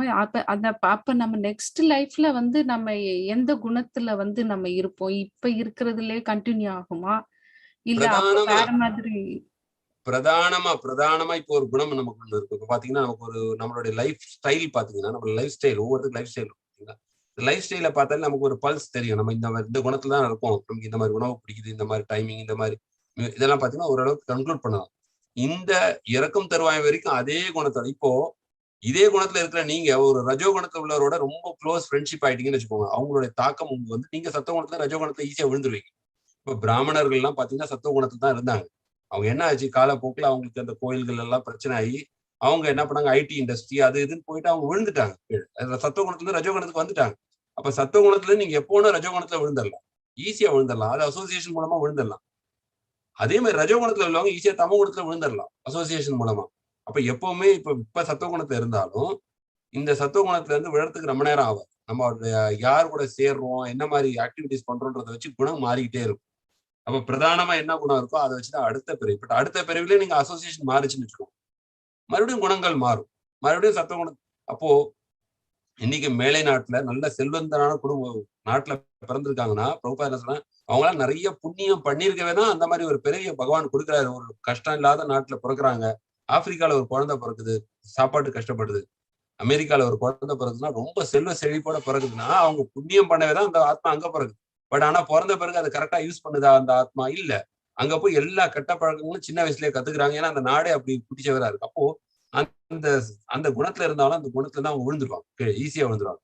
எப்போ விழமாட்டாங்கன்றப்போ பக்தி சேவையில இருக்கிறப்ப அந்த சுத்த சத்துவத்திலிருந்து குணத்துல மேல போறப்பதான் உங்களுக்கு கொஞ்சம் கேரண்டி உங்களுக்கு ஓரளவுக்கு விழாம அந்த குணங்களோடைய இன்ஃபுளுன்ஸ் வந்து தாண்ட முடியும். ஸோ குணங்கள் வந்து பிரதானமா இந்த இந்த குணங்கள் எப்போ மாறுபடும் அசோசியேஷனுக்கு ஏற்ற மாதிரி. அப்ப பிரதானமா நம்ம இறக்கும் தருவாயில எந்த குணத்தை நம்ம ரொம்ப கல்டிவேட் பண்ணிருக்கோம் அந்த குணத்தை நம்ம அடுத்த இதுல கேரி ஃபார்வர்ட். இறக்கும் தருவாயில சத்துவ குணம் தான் நமக்கு பிரதானமா இருக்கு. நம்மளுடைய குவாலிட்டி, நம்மளுடைய லைஃப் ஸ்டைல் எல்லாமே பாத்தீங்கன்னா சத்துவ குணத்துல இருக்குன்னா அடுத்த ஜென்மத்துல சத்துவ குணத்துல தான் பிறப்போம். நான் நிறைய ஃபேமிலிஸ் பார்த்திருக்கேன் மாதாஜி. ஈவன் முஸ்லீம்ஸ் வந்து நிறைய பேர் பாத்தீங்கன்னா நான்வெஜ் சாப்பிட மாட்டாங்க. பர்சனலாவே எனக்கு நிறைய பேர் தெரியும். அதே மாதிரி நான் நிறைய பிராமின்ஸ் பார்த்திருக்கேன், அவங்க வந்து நான்வெஜ் சாப்பிடுவாங்க. ஏன்னா அவங்க குடும்பத்தை சாப்பிடக்கூடாதுன்னு சொன்னா சாப்பிடுவாங்க. ஏன்னா அவங்க மேபி அவங்க அந்த குடும்பம் முஸ்லீம் குடும்பத்துல இருந்து அடுத்த பிறவில இங்க வந்து பிறந்திருக்கலாம். சில பேர் பாத்தீங்கன்னா முஸ்லீமா இருப்பாங்கன்னா தொடவே மாட்டாங்க, அந்த பக்கமே போக மாட்டாங்க. ஏன்னா அவங்க மேபி பிராமண குலத்துல இருந்து கூட பிறந்த, அதாவது அந்த இதுல இருந்து அந்த சத்த குணத்துல இருந்து அவங்க பிறந்திருக்கலாம் இந்த குடும்பத்துல. சோ இது எல்லாமே இன்டர்சேஞ்சபிள் தான். சுத்த சத்துவம் மட்டும்தான் உங்களுக்கு ஓரளவுக்கு சேஃப். குணங்களை தாண்டி தான் பகவான் வர சொல்றாரு. மாம்சோ விபிச்சாரேன பக்தி யோகேன சேவத்தை சாகுணான் சமித்தியத்தியான் பிரம்ம பூயாய கல்பத்தே சொல்றாரு. அப்படின்னா என்கிட்ட அந்த பக்தி பண்ணாதான் சாகுணான் சமித்தி இந்த 3 குணத்தை தாண்டி வர முடியும் அப்படின்றாரு. அப்புறம் தான் அந்த பிரம்மத்தை உணர முடியும் அப்படின்னு சொல்றாரு. Okay Prabhuji, thank you Prabhuji. Hare Krishna Hare Prabhuji. Krishna. Thank you Mataji. வேற யாருக்காவது கேள்விகள், ஏதாவது உங்களுடைய ரியலைசேஷன்ஸ் ஏதாவது இருந்ததுன்னா சொல்லலாம். பிரபு நீங்க சொல்லியிருந்தீங்களா பிரபு, இப்போ வந்து சூசைட் அட்டெம்ப்ட் இந்த இது பகவத்கீதை ஃபுல்லா படிச்சாவே அந்த எண்ணமே தோணாதுல்ல பிரபு, இந்த சூசைட் அட்டெம்ப்ட் பண்றாங்க. ஏன்னா நமக்கு அந்த ஞானம் கிடைக்குது இல்ல மத்த. நான் வந்து இப்ப கஷ்டப்படுறதை விட சூசைட் பண்ணா இன்னும் ஜாஸ்தி டபுள் மடங்கு கஷ்டப்படுவேன்னு தெரிஞ்சா நம்ம ஏன் அதை பண்ண போறோம்? நம்ம இது பகவானோட சரணாகதி எடுத்து பகவான்கிட்ட ப்ரே பண்ணிக்க வேண்டியதான். எனக்கு என்னால இந்த கஷ்டத்தை தாங்கிக்கிற அளவுக்கு பக்குவத்தை கொடுங்கன்னு சொல்லி பகவானோட சரணாகதியில இருக்கப்போ அவரு அந்த தம்பு கொடுப்பாரு நமக்கு. ஸோ ஷெல்டர் நம்ம சூசைட்ல எடுக்க மாட்டோம், பகவானுடைய சரணாகதியில எடுத்துக்கணும். சரி பிரபு. ஹரே கிருஷ்ணா பிரபு. கண்டிப்பா. அப்புறம் அடுத்த வாரம் ஏதோ பகவத்தை முடிச்சிட்டாலும் அடுத்த வாரம் வந்து ஆக்சுவலி நான் ஒரு ஷேர் பண்றேன் உங்க ஸ்கிரீன். இந்த 18 சாப்டரையும் ஒரு உங்களுக்கு ஸ்கிரீன்ல தெரியும்னு நினைக்கிறேன். பாருங்க. பகவத்கீதையின் கண்ணோட்டம். இந்த ஒரு சாப்டர் பாத்தீங்கன்னா ஃபர்ஸ்ட் சாப்டர், செகண்ட் சாப்டர் எல்லாம் உங்களுக்கு தெரியும் ஸ்கிரீன்ல. 3rd chapter, 4th chapter, 5th chapter இங்கிலீஷ்ல இருக்கு. இது அப்படியே தமிழ்ல நம்ம வந்து மொத்தமா ஒரு சாப்டர்லயும் சுருக்கம் 2 நிமிஷம் 3 நிமிஷம் ஒரு சாப்டர்ல என்ன சொல்லியிருக்காரு சொல்லிட்டு இந்த 18 சாப்டரையும் வந்து நம்ம பாக்குறப்ப நமக்கு ஃபுல் ஒரு இது கிடைக்கும். 16 சாப்டர் என்னது, 17 என்னன்னு சொல்லிட்டு அடுத்த வாரம் நீங்க எல்லாருமே கலந்துக்கோங்க. இதே ஐடியில அதே 6:30 மணிக்கு. இது வந்து பகவத்கீதையின் ஒரு கண்ணோட்டம். இதை வந்து நம்ம அடுத்த வாரம் பார்ப்போம். அதோட நம்ம வந்து இந்த செஷன், ஏன்னா அதுக்கப்புறம் எல்லாருமே ஊருக்கு போயிடுவீங்க, எல்லாம் சம்மர் வெக்கேஷன். அதனால இதை வந்து நம்ம அடுத்த வாரம் இதை வந்து பாக்குறப்ப நமக்கு ஃபுல்லா ஒரே டைம்ல ஒரு செஷன்ல மொத்த பகவத்கீதையோட 18 சாப்டர் ஒரே செஷன்ல பாக்குறது கொஞ்சம் நமக்கு டக்குன்னு ஓரளவுக்கு மெமரியில வச்சுக்க முடியும். ஏன்னா ஒரு வாரத்துக்கு அப்புறம் பாக்குறப்போ முதல் சாப்டர் மறந்து. இது வந்து அடுத்த இதுல வந்து நம்ம வந்து அடுத்த வாரம் பார்க்கலாம். அதுக்காக ஒரு ப்ரிவியூ மட்டும் தான் இப்ப போட்டேன். அடுத்த வாரம் மீண்டும் இதே டைம் 6:30க்கு அது குயிக்கா முடிச்சிடலாம், ஒரு 1 ஹவர்ல முடிச்சிடலாம். அடுத்த வாரமும் நீங்க எல்லாரும் கலந்துட்டு இதை வந்து நீங்க ஒரிஜினலா நம்ம எவ்வளவு திருப்பி கேட்கறோமோ நிறைய நிறைய கிளாரிட்டி கிடைக்கும், அண்டர்ஸ்டாண்டிங். ஹரே கிருஷ்ணா. ஸோ அடுத்த வாரம் மீண்டும் உங்களை எல்லாரும் 6:30க்கு சந்திப்போம். எல்லாரும் வந்துருங்க. இந்த லாஸ்ட் ஓவர்வியூ ஆஃப் பகவத்கீதா. வேற எதுவும் உங்களுக்கு கேள்விகள் இல்லை அப்படின்னா நீங்க அடுத்த வாரம் மீன்ஸ் மீண்டும் மீட் பண்ணலாம். வேற ஏதாவது கேள்விகள் இருந்தால் நீங்க ரெடி பண்ணி வைங்க, மீன்ஸ் இது பண்ணி வைங்க. அடுத்த வாரம் கிளாஸ் முடிஞ்ச உடனே ஏதாவது சந்தேகங்கள் நம்ம 18 அத்தியாயங்கள் ஏதாவது இருந்தால் அதை டிஸ்கஸ் பண்ணலாம். ஹரே கிருஷ்ணா. எல்லாருக்கும் நன்றி. பகவானுடைய அனுகிரகம் பரிபூர்ணமா உங்களுக்கும் உங்க குடும்பத்துக்கும் கிடைக்கணும் வேண்டிக்கிட்டு இந்த செஷனை கண்டிப்போம். ஆஞ்சா கல்பத்தரு பெஸ்ட கிருபா சிந்துபியோச்ச பதிதானாம் பாவனேபியோ வைஷ்ணவேபியோ நமோ நமஹ. अनंत कोटि वैष्णव वृंद की जय, श्री प्रभुपाद की जय, महाराज की जय. हरे कृष्णा. Thank you. नंदी वणक्कम. हरे कृष्णा.